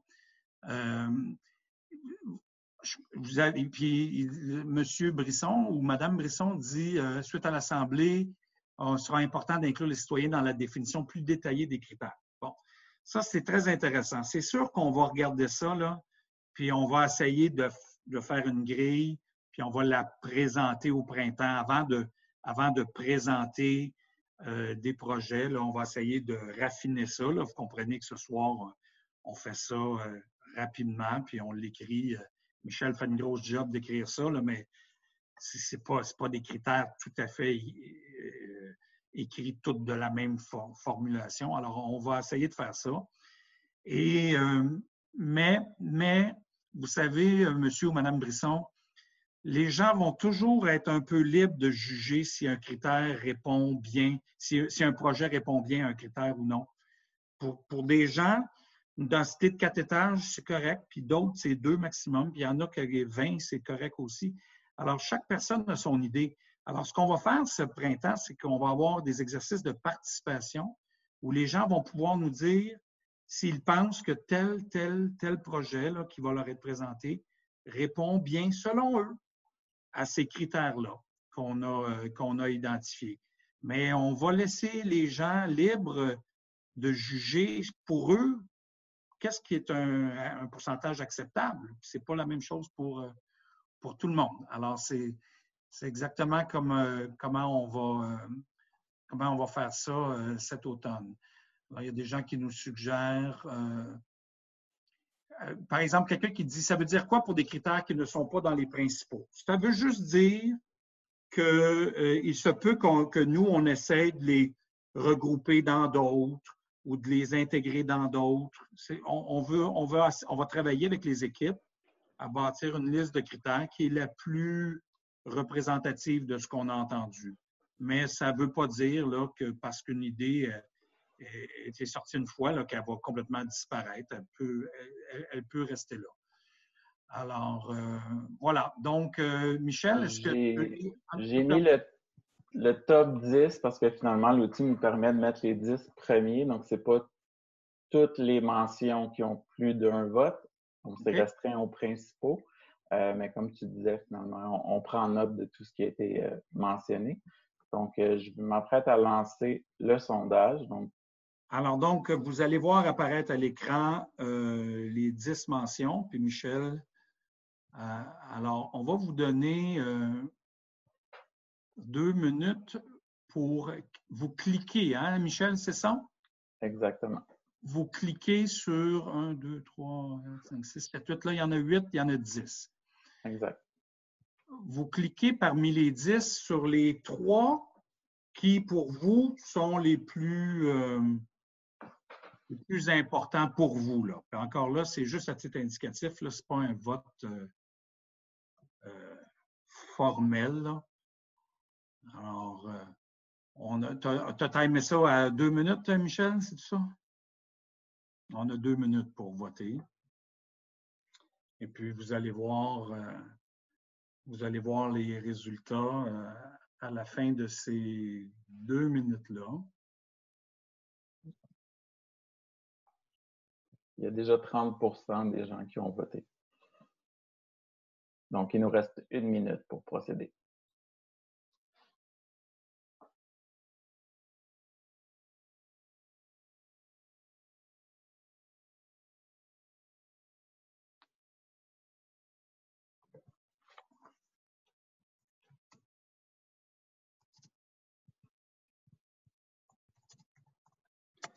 J'en profite pour répondre à M. Ken qui me pose une question dans le chat. Il me dit, est-ce que c'est sûr que c'est un projet résidentiel? Je lui réponds non. Toutes les options sont sur la table, comme M. le maire a dit. Alors, je lui réponds à lui, mais j'en profite pour vous le dire en même temps à tout le monde. Alors donc... Il nous resterait 10 secondes, mais il y a 56% des participants qui ont voté jusqu'à maintenant, donc je laisserai peut-être un peu plus de temps aux gens. Bon, ça continue de voter. OK, si ça continue de voter, on va laisser les gens voter. C'est un exercice. C'est pour voir un peu ce que Zoom nous permet de faire. Puis encore là, comme je vous le dis, ce n'est pas des outils qui sont parfaits, mais c'est des outils qui nous aident à prendre le pouls de la population dans ces assemblées-là. On a combien de gens qui ont voté, Michel, en ce moment? 45 personnes ont voté. 45 personnes ont voté. Puis on a combien de gens qui sont encore en ligne avec nous? 71. 71. On a eu 100 personnes en début d'assemblée et on est encore 71. Donc peut-être encore un 15 secondes. Je pense qu'on a atteint pendant notre niveau. OK. Alors donc, encore un petit 10 secondes là, pour les gens. Comme on dit dans les encans, 1 fois, 2 fois, 3 fois. Alors, Michel, est-ce que tu peux faire... Je m'excuse, mais je n'ai pas accès au vote. Oh. Oh. C'est une application. Non. Oui, Michel? Il fallait cliquer sur sondage. Effectivement. OK. Bien, alors, écoutez, de toute façon, c'est à titre indicatif, là, puis on a une 50aine de personnes qui ont donné leurs préférences. Alors, donc, qu'est-ce que ça nous montre? Ça nous montre, est-ce que vous voyez à l'écran maintenant? Michel, est-ce que les gens voient à l'écran ce que... Oui, voyons. Oui. Oui. Alors, donc, vous voyez que la question du pourcentage des espaces verts de parcs et de plans d'eau a recueilli beaucoup plus de mentions que multigénérationnel, qui en a recueilli beaucoup moins. Et ensuite de ça, à peu près également répartis, l'environnement, l'innovation, la mixité, la hauteur des bâtiments à échelle humaine et harmonisée, la qualité de vie, la faible densité, peut-être un petit peu moins le critère d'éducation. Mais ça vous donne une idée. Puis je pense que ça correspondait bien aux discussions qu'on a eues, que vous avez eues dans les ateliers. Là, tous les animateurs l'ont dit. la présence et l'importance, une grande proportion d'espaces verts, de parcs et de plans d'eau est très importante pour les participants de l'Assemblée. Alors, donc, c'est à titre indicatif, mais ça nous donne une bonne idée. L'impact sur la circulation aussi a quand même été cherché 39 %. Ah, l'impact sur la circulation, j'ai passé par-dessus tout au bas, oui. Tout en bas, c'est parce qu'il était en bas de mon écran, je ne l'ai pas vu. Alors, l'impact de la circulation aussi. Alors, donc, ça vous donne une bonne idée. Merci beaucoup d'avoir participé à cet exercice-là. Maintenant, j'arrive au point suivant à l'ordre du jour, qui est quelles seront les grandes options qui vont être présentées à la population. Alors, ce qu'on a discuté avec les gens du conseil municipal, c'est qu'on aimerait ça que les options viennent du milieu, que ce soit vous qui les élaboriez et les présentiez. Vous avez, il y a des gens qui ont des idées là, qui sont assez bien organisées, qui réfléchissent déjà à ce projet-là. Alors, ce que je vais faire, c'est que je vais vous demander si déjà dès ce soir, il y a des gens ou des groupes ou des entités qui seraient intéressés à dire « Oui, moi, j'ai un projet où je veux soumettre aux citoyens un projet. Je suis prêt à me prêter à l'exercice, à préparer ce projet-là, à organiser une présentation. Et puis, cette présentation-là va être jugée selon les critères qu'on a commencé à élaborer ensemble ce soir. Puis, je vais vous demander ce soir si vous voulez déjà annoncer votre intérêt de le faire. Mais, je comprends, il y a peut-être du monde qui sont pris par surprise là, ce soir et qui disent « Oh, ben moi, peut-être, mais je ne suis pas prête, etc. » On va vous laisser jusqu'au 15 janvier pour faire connaître à la municipalité votre intérêt à présenter un projet assez détaillé. Là, pas juste « moi, j'aimerais ça qu'on fasse ceci ». Là. Non, non, un projet. Si c'est un projet d'habitation, ben voici, ça serait quoi, ça serait où, ça serait quelle grosseur. Si c'est un projet de parc, si c'est un projet mixte, si c'est un projet d'innovation, si c'est un projet de salle de spectacle, en fait, ce que vous voulez. Si des gens sont prêts à dire, nous, là, on a un projet et à venir le présenter, mais c'est un exercice de rigueur. Là. Les gens qui vont accepter de travailler sur un projet vont devoir le préparer, le présenter avec des images, des plans, répondre aux questions des citoyens, soumettre leur projet à la discussion dans ce processus de participation publique. Alors, est-ce qu'il y a déjà, dès ce soir, des gens qui seraient prêts à dire « Oui, nous, ça nous intéresse d'aller soumettre un projet. » Puis, je le répète, vous avez jusqu'au 15 janvier, j'en ai discuté avec M. le maire. M. le maire, avant la rencontre, a dit « Je veux que les gens aient du temps, là, s'ils veulent parler de ça dans le temps des fêtes, se préparer, puis nous annoncer qu'ils veulent nous présenter quelque chose. Je veux qu'ils puissent nous dire jusqu'au 15 janvier. Puis après ça, les présentations vont venir plus tard, au printemps. Donc, les gens qui veulent nous présenter un projet auront le temps de le préparer pour venir le présenter au débat public et le soumettre au débat public. Alors, est-ce que j'ai des gens, puis là, vous pouvez... je vois des questions. Mme Séguin dit « Voulez-vous un projet avec plan, photo? » Oui, on veut des vrais projets, pas juste une idée à peu près de ce que ça pourrait être. Là, il y a des gens qui ont des idées, puis toute la population va être invitée à venir juger de la valeur de ces projets-là qui vont nous être présentés. Donc, ça prend des projets qui sont assez bien travaillés puis qui méritent d'être soumis au débat public. Il y a quelqu'un qui dit qu'il faudrait faire des équipes pour construire des projets avec un urbaniste de la ville. Bien, c'est possible de faire des équipes. Puis si vous avez des questions ou du soutien que vous voulez demander à l'urbaniste de la ville, c'est possible, mais c'est d'abord des projets qui seraient initiés par le milieu. Ce n'est pas un projet qui serait préparé par la ville. On veut réfléchir avec vous et on veut débattre de projets qui viennent du milieu. Il y a quelqu'un qui dit, est-ce que le propriétaire a déjà présenté un projet? Le propriétaire a déjà parlé de son projet publiquement, mais il ne l'a pas présenté. S'il est intéressé à le présenter à la population, il peut annoncer son intention ce soir ou d'ici le 15 janvier. S'il est intéressé à dire, moi j'ai un projet, je veux venir le présenter, il peut faire ça.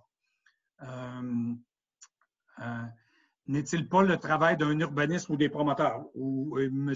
Bestarache pose cette question-là. Oui, en général, mais on a aussi vu des projets qui émanent de la population, qui émanent de groupes.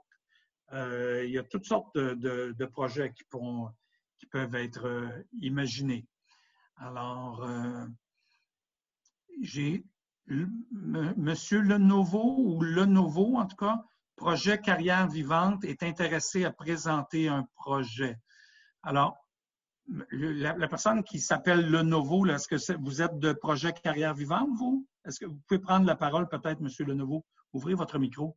Ou Madame Lenovo, là, je ne sais pas.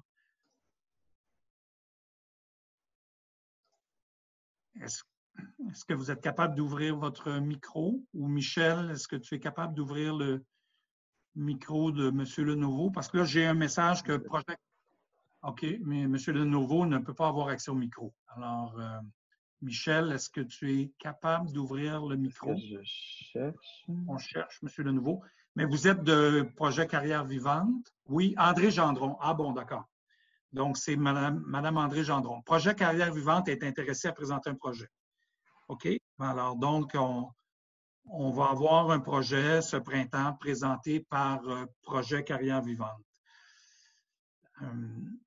Est-ce qu'il y en a d'autres qui veulent présenter des projets ou qui veulent le faire connaître à la Ville d'ici le 15 janvier? Alors, j'ai quelqu'un qui dit, pourquoi on ne demande pas à M. Poirier de prendre la parole? Bien, je viens de lire votre message. Si M. Poirier est avec nous et il veut prendre la parole, il est le bienvenu, mais comme tout le monde. De quels détails avez-vous besoin, Philippe P? Bien, comme j'ai dit, si vous dites, je veux présenter un projet, mais vous arrivez avec un projet qui n'a pas de détails, qui n'a pas rien, bien, vous allez devoir passer au travers la liste de critères que les gens ont discuté ce soir. Alors, ça va être à vous de juger. C'est sûr qu'un projet, pour que les gens puissent bien en juger puis répondre aux critères, bien, il faut qu'il soit assez détaillé pour que les gens puissent se faire une opinion. Alors, s'il manque des éléments dans votre projet, bien, peut-être que ça ne répondra pas à tous les critères. Alors, c'est la meilleure réponse que je peux vous donner, mais c'est votre projet. Pierre, j'attire ton attention sur le fait que M. Poirier semblait vouloir prendre la parole. Oui. M. Poirier. Oui, m'entendez-vous? Oui, je vous entends. Bonjour, M. Poirier. Et bonjour tout le monde. Bonsoir, en fait.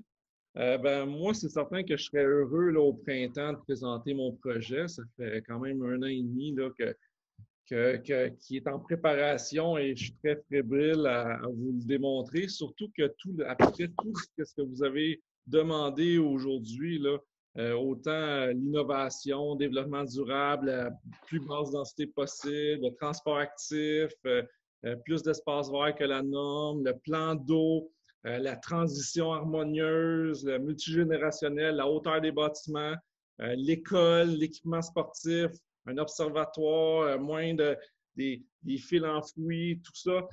C'est déjà tout dans mon projet et j'ai absolument très, très hâte de vous le présenter au printemps. OK. Bien, alors, on va vous prévoir un moment pour présenter ce projet-là au printemps. Puis là, ben, vous avez vu les critères, là, ben, vous étiez à l'Assemblée, donc ça vous permettra de montrer comment votre projet répond aux critères. La même chose que Projet Carrière Vivante qui présenteront leur projet pourront montrer à ce moment-là comment leur projet répond aux critères. Alors, oui, M. Poirier, vous voulez compléter? Oui, bien c'est ça. On va présenter un projet écoquartier orienté sur l'activité physique, le bien-être, le mieux-être avec, je pense que qu'est-ce que j'ai compris aujourd'hui, Je pense que les citoyens vont être très, très contents du projet. D'autant plus qu'il faut bien comprendre que moi, ma famille, mon frère, puis plusieurs amis, on veut aller y vivre. Fait qu'on veut faire un beau projet, on veut être fiers de ce projet-là. Puis on veut être, vous allez être fiers autant que nous. Puis au printemps, on va vous montrer ça. Puis c'est un rendez-vous. OK, bien, merci beaucoup. Donc, on va voir avec vous, puis avec les gens de Projet Carrière Vivante, là, comment on organise là, ces présentations de ce projet. Merci beaucoup. Donc, on aura au moins 2 options qui vont être présentées. J'ai Simon Laure qui écrit « C'est une initiative tout à fait à l'envers. Il faudrait d'abord que les citoyens en collaboration avec la Ville décident de ce qu'ils veulent faire avec le terrain, parc, et ensuite que la Ville elle-même propose un projet aux citoyens. » Bien, c'est, Monsieur Laure, en tout respect, là, c'est un projet, la Ville, elle a un certain nombre de pouvoirs sur le zonage, les grandes orientations, etc. Mais elle a d'entrée de jeu dit qu'elle voulait que toutes les options soient sur la table et pas juste une option qu'elle-même préparerait, mais que toutes les options soient sur la table. Donc, on pense que d'en appeler au milieu, on risque d'avoir une diversité de points de vue. Et puis, c'est des projets qui vont émaner du milieu. Le propriétaire vient de le dire, projet Carrière Vivante. Il y en aura peut-être d'autres d'ici le 15 janvier, mais ça va permettre aux citoyens de juger. Mais ne vous inquiétez pas, la Ville ne perd pas son rôle d'arbitrage, d'agent qui fait la réglementation, qui définit les règles d'urbanisme et tout ça. Donc, la Ville a un rôle, mais elle veut entendre le point de vue des citoyens basé sur des propositions de projet. Est-ce qu'on a d'autres gens qui veulent présenter un projet? Si j'en ai pas d'autres, je regarde dans les commentaires. Je ne vois pas de main levée non plus ou de signe. Bruno Charbonneau dit qu'on n'a pas mentionné que Place aux citoyens écrit vouloir présenter un projet. Pardon? Bruno Charbonneau. Ouais. Bruno Charbonneau, je n'ai pas vu ça.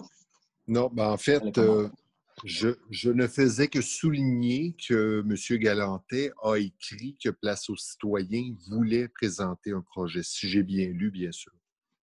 J'ai pas vu ça, mais c'est sûr que s'il l'a fait, on va retrouver ça. Il a écrit ça dans les commentaires?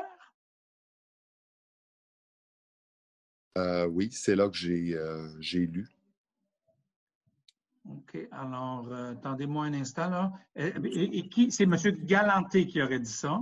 Est-ce que M. Galanté, vous êtes avec nous?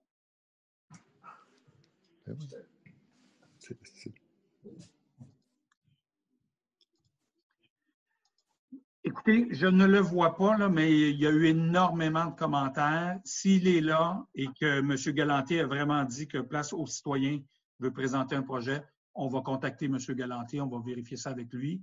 Et, en fait, si je peux me permettre... Je confirme, Frédéric Galanté, je confirme. Voilà. Donc, Frédéric Galanté, alors là, vous voulez présenter un projet avec un organisme qui s'appelle Place aux citoyens, c'est ça? Et alors, il confirme, je confirme. Alors, si c'est ça, on aura aussi une présentation d'un projet de M. Galanté et de l'organisme ou l'association Place aux citoyens. Est-ce qu'il y en a d'autres qui veulent soumettre au débat public une proposition? Je vous rappelle, vous n'êtes pas obligé de répondre ce soir. Vous avez jusqu'au 15 janvier pour y penser et nous en faire part à la Ville. Puis quand on aura l'ensemble des propositions, bien, on va s'organiser un horaire du printemps. Comme M. Serre le dit, est-ce qu'on va faire une assemblée où on va présenter les 2 projets ou 3? Est-ce qu'on va faire 2 assemblées? On verra. Là, ça va dépendre de... Ça va aussi dépendre, on va espérer qu'on va être capable de faire ça en présence. Mais ça, on n'a pas le contrôle là-dessus, puis même M. Arruda n'a pas le contrôle là-dessus. Alors, voilà. Donc, on aura au moins 3 options de projets qui seront présentés au printemps. Alors, voilà. Puis pour les autres, je vous rappelle que vous avez jusqu'au 15 janvier pour nous faire part de votre intention. Alors, donc, on arrive au dernier point à l'ordre du jour qui est période de questions sur le processus et prochaines étapes. J'ai M. Yannick Mallette du groupe CERTA qui aimerait ajouter quelque chose. M. Yannick Mallette, est-ce que vous pouvez ouvrir votre micro ou est-ce que Michel peut vous aider à l'ouvrir si vous voulez le faire verbalement? Puis ensuite, je vais ouvrir la période de questions sur le processus, s'il y a des choses qui n'ont pas été claires sur les prochaines étapes. Je vous les ai expliquées. On va recevoir les demandes des gens. On va préparer un horaire, puis on va préparer une démarche pour ce printemps. On va contacter les gens qui veulent présenter le projet, puis on va convenir avec eux de la meilleure façon. Alors, oui, allez-y, monsieur. Bonsoir, vous allez bien? Oui, monsieur Mallette. Vous avez une question? Je me présente, en fait, je suis un résident de la rue de la Bélise. Écoutez, j'ai eu la chance de parler avec M. Poirier à maintes reprises là, à la fin du COVID cet été. Et moi, j'encourage les gens à faire part de leur opinion, de leur idée. Nous, les gens de la Bélise, en fait, on a témoigné notre insatisfaction à M. Poirier au fait de faire des travaux à la fin du COVID. On était encore à la maison à ce moment-là et il y avait des travaux de remblai qui se faisaient. Je vous dirais, M. Poirier m'est revenu à l'intérieur d'à peu près une semaine pour me dire « Écoute, je vais régler le problème. » Ils ont arrêté de faire du remblai à proximité des résidences. Je vous dirais, présentement, là, quand on regarde le développement, je pense qu'on a intérêt à travailler avec M. Poirier parce que son intérêt, quand même, se manifeste bien. On voit que pour éviter d'avoir de la circulation sur Saint-José, en fait, on voit qu'il a fait une nouvelle entrée là, qui mène directement sur le secteur industriel à la prairie. Et tout ce qu'on a fait part, nous, de notre insatisfaction, là, vraiment, on a été entendus. Et je pense que les gens ont intérêt à faire part de leur opinion. Je pense que M. Poirier est quand même assez ouvert aux opinions des gens là, à proximité de la carrière. Okay. Bien, merci de votre commentaire. Là, c'est plus une période de questions sur le processus. Là, je le prends quand même parce que je pense que c'est de l'intérêt des gens d'entendre votre expérience. Mais c'est plus une... Disons, le message est passé, mais c'est plus une période de questions sur le processus et les prochaines étapes. Est-ce que... Merci. Merci, M. Mallette. Est-ce qu'il y a des gens qui ont des questions sur les prochaines étapes? Je vous les résume.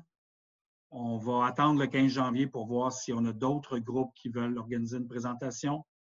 On va ensuite contacter, on va déjà contacter là, les gens qui se sont offerts, les trois groupes et personnes et organisations qui se sont offerts pour préparer un projet. On va commencer à regarder avec eux là, comment cette présentation-là devrait être préparée. Et puis, on va essayer de regarder un horaire et tout ça va être annoncé publiquement et sur le site. Puis, tous les citoyens vont être invités à ça. Puis, on va aussi attendre de voir si on peut la faire en virtuel ou si on peut la faire en présence. C'est toujours plus le fun en présence. Alors, voilà, ça va être ça un peu. Alors, j'ai aussi... question de Lenovo, c'est Mme Gendron, si je comprends bien, qui se cache derrière le mot Lenovo. Votre question, une fois les projets présentés, est-ce qu'il y aura ensuite un vote des citoyens sur le projet? Bon, alors, comment on va procéder pour juger des critères? C'est une très bonne question, puis notre tête n'est pas encore faite là-dessus. Là, on n'avait même pas la liste des critères. Mais il y a plusieurs façons. Hein. Par exemple, quand on est dans des rencontres en personne, il y a des façons où on peut voter avec des pastilles de couleurs, où on met des évaluations de projets sur tel projet. Est-ce que je pense qu'il répond bien aux critères d'environnement, aux critères des coûts, aux critères de la tranquillité, aux critères de la circulation, etc. Alors, il y a plusieurs façons. Une chose est sûre, ça va être une méthode participative et les citoyens vont pouvoir donner leur opinion sur comment les projets qui ont été présentés répondent ou scorent là, par rapport aux différents critères dont les principaux ont été élaborés ce soir avec vous. Pierre, je pense avoir vu une main levée, Jacinthe Daigneault. Madame Daigneault? Oui, est-ce que Oui, vous je suis pouvez là. ouvrir votre micro? Oui, allez-y, Mme Daigneault. Bonjour. Dans le fond, ma question, c'est plus que nous, on a participé à la première rencontre, que je me souviens plus trop c'était quand, là, mais on était tous en présentiel. On a manqué la deuxième et j'ai l'impression qu'entre la première et là, la troisième, il n'y a pas vraiment de différence. C'est comme la même affaire, on dirait qu'on refait. C'est comme retisser la même chose. On redonne des critères, mais ça a tout été énuméré la dernière fois qu'on l'a fait. Puis là, je comprends pas la différence. On fait notre liste. Oui, attendez, il y a Expliquez-moi la différence. Je vais faire ça avec grand plaisir. À la première rencontre, vous étiez là, puis je me rappelle, on était près de 200 là, dans la salle. Oui. Rappelez-vous que ce qu'on avait surtout fait, c'est on avait demandé aux gens de quelles informations vous avez besoin pour pouvoir contribuer pleinement à la discussion. Et on avait fait des tables rondes, puis on avait sorti toute une liste de choses sur lesquelles les gens devaient avoir des informations pour pouvoir se sentir bien outillés pour participer. C'est sûr que quand on a fait cette discussion-là, il y a des gens qui disent « Ah, moi, je veux un espace vert, moi, je veux ci, moi, je veux ça, etc. Ouais. » Mais l'Assemblée, c'était pour sortir ce dont on a besoin comme information. Au mois de juin, vous n'avez pas vu cette séance-là, mais elle est enregistrée et elle est sur le site Internet de la Ville.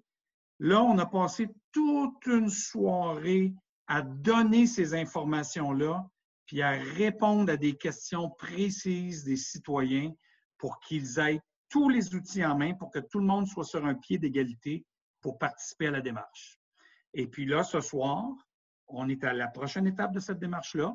Avant de présenter des projets, on essaie de s'entendre entre nous sur ça va être quoi nos critères pour en juger. Parce que, comme je le disais, avant d'aller acheter un jouet pour un enfant, tu t'établis tes critères avant. Tu ne fais pas ça après, tu fais ça avant. Alors, ça, c'est ce qu'on fait ce soir. Puis, au printemps prochain, bien là ça va être Where's the Beef? Là, vous allez voir les projets concrets. Et puis, après ça, bien, on va échanger avec la population sur quels projets qui répondent le mieux à nos critères. Et puis, comme l'a dit M. Tisser au début, là, on a du temps devant nous. Hein? Ce n'est pas il n'y a pas de construction de demain matin sur ce site-là. Là. Il y a du remblai, ça, on le sait, on en a parlé en début d'assemblée, mais on a du temps devant nous. Donc, on prend le temps qu'il faut pour faire une démarche où la population participe vraiment à chaque étape.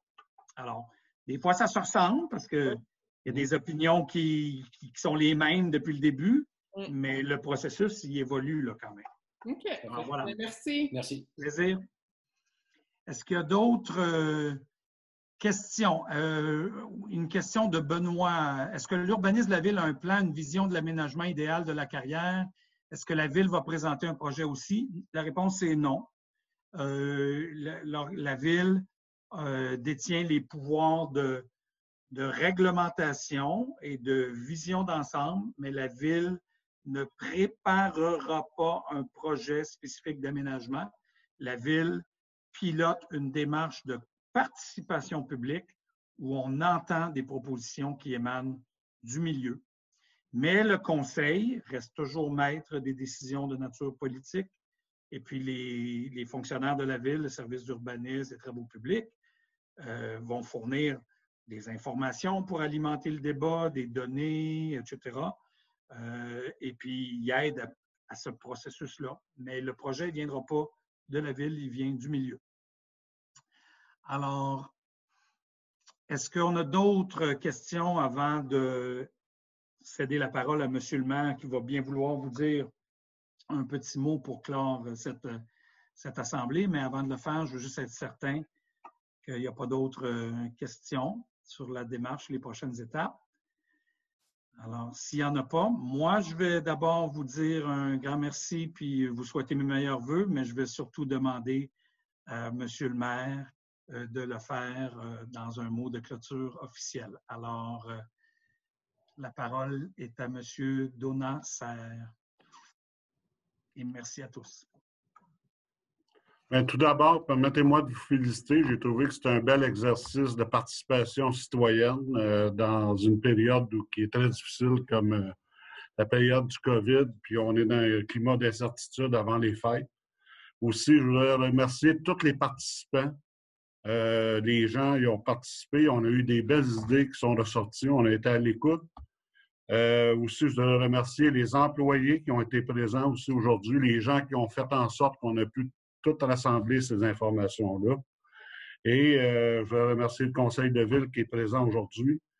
Et aussi remercier les employés qui ont travaillé dans les ateliers, à prendre toutes vos informations, être à l'écoute de vos demandes, de vos commentaires. Et je pense que la participation citoyenne, la démarche qu'on fait là, on est très transparent, on veut travailler avec vous, on est à l'écoute de la population.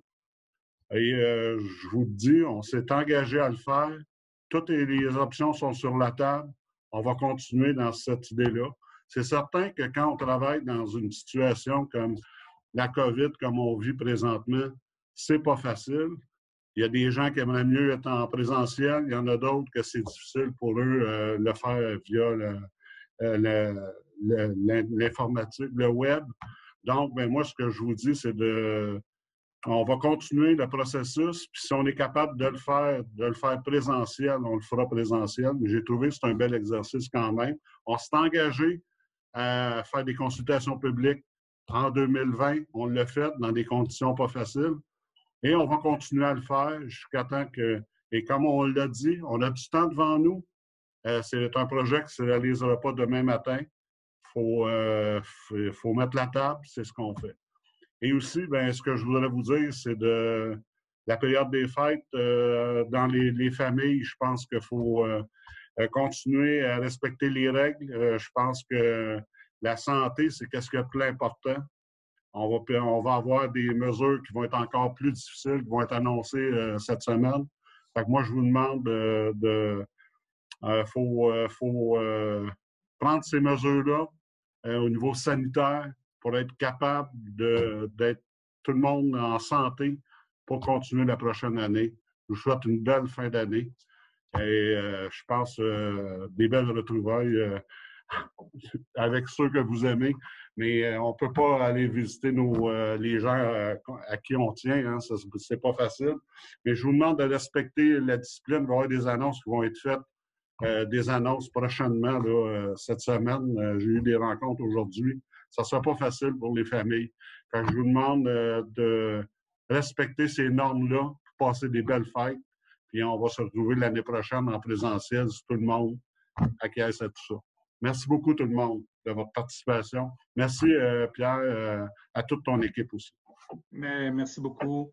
Alors, merci beaucoup, Monsieur le maire. Merci à tout le monde. Et puis, je vous souhaite, en mon nom et au nom de Michel, des très joyeuses fêtes. Alors, au plaisir de vous revoir.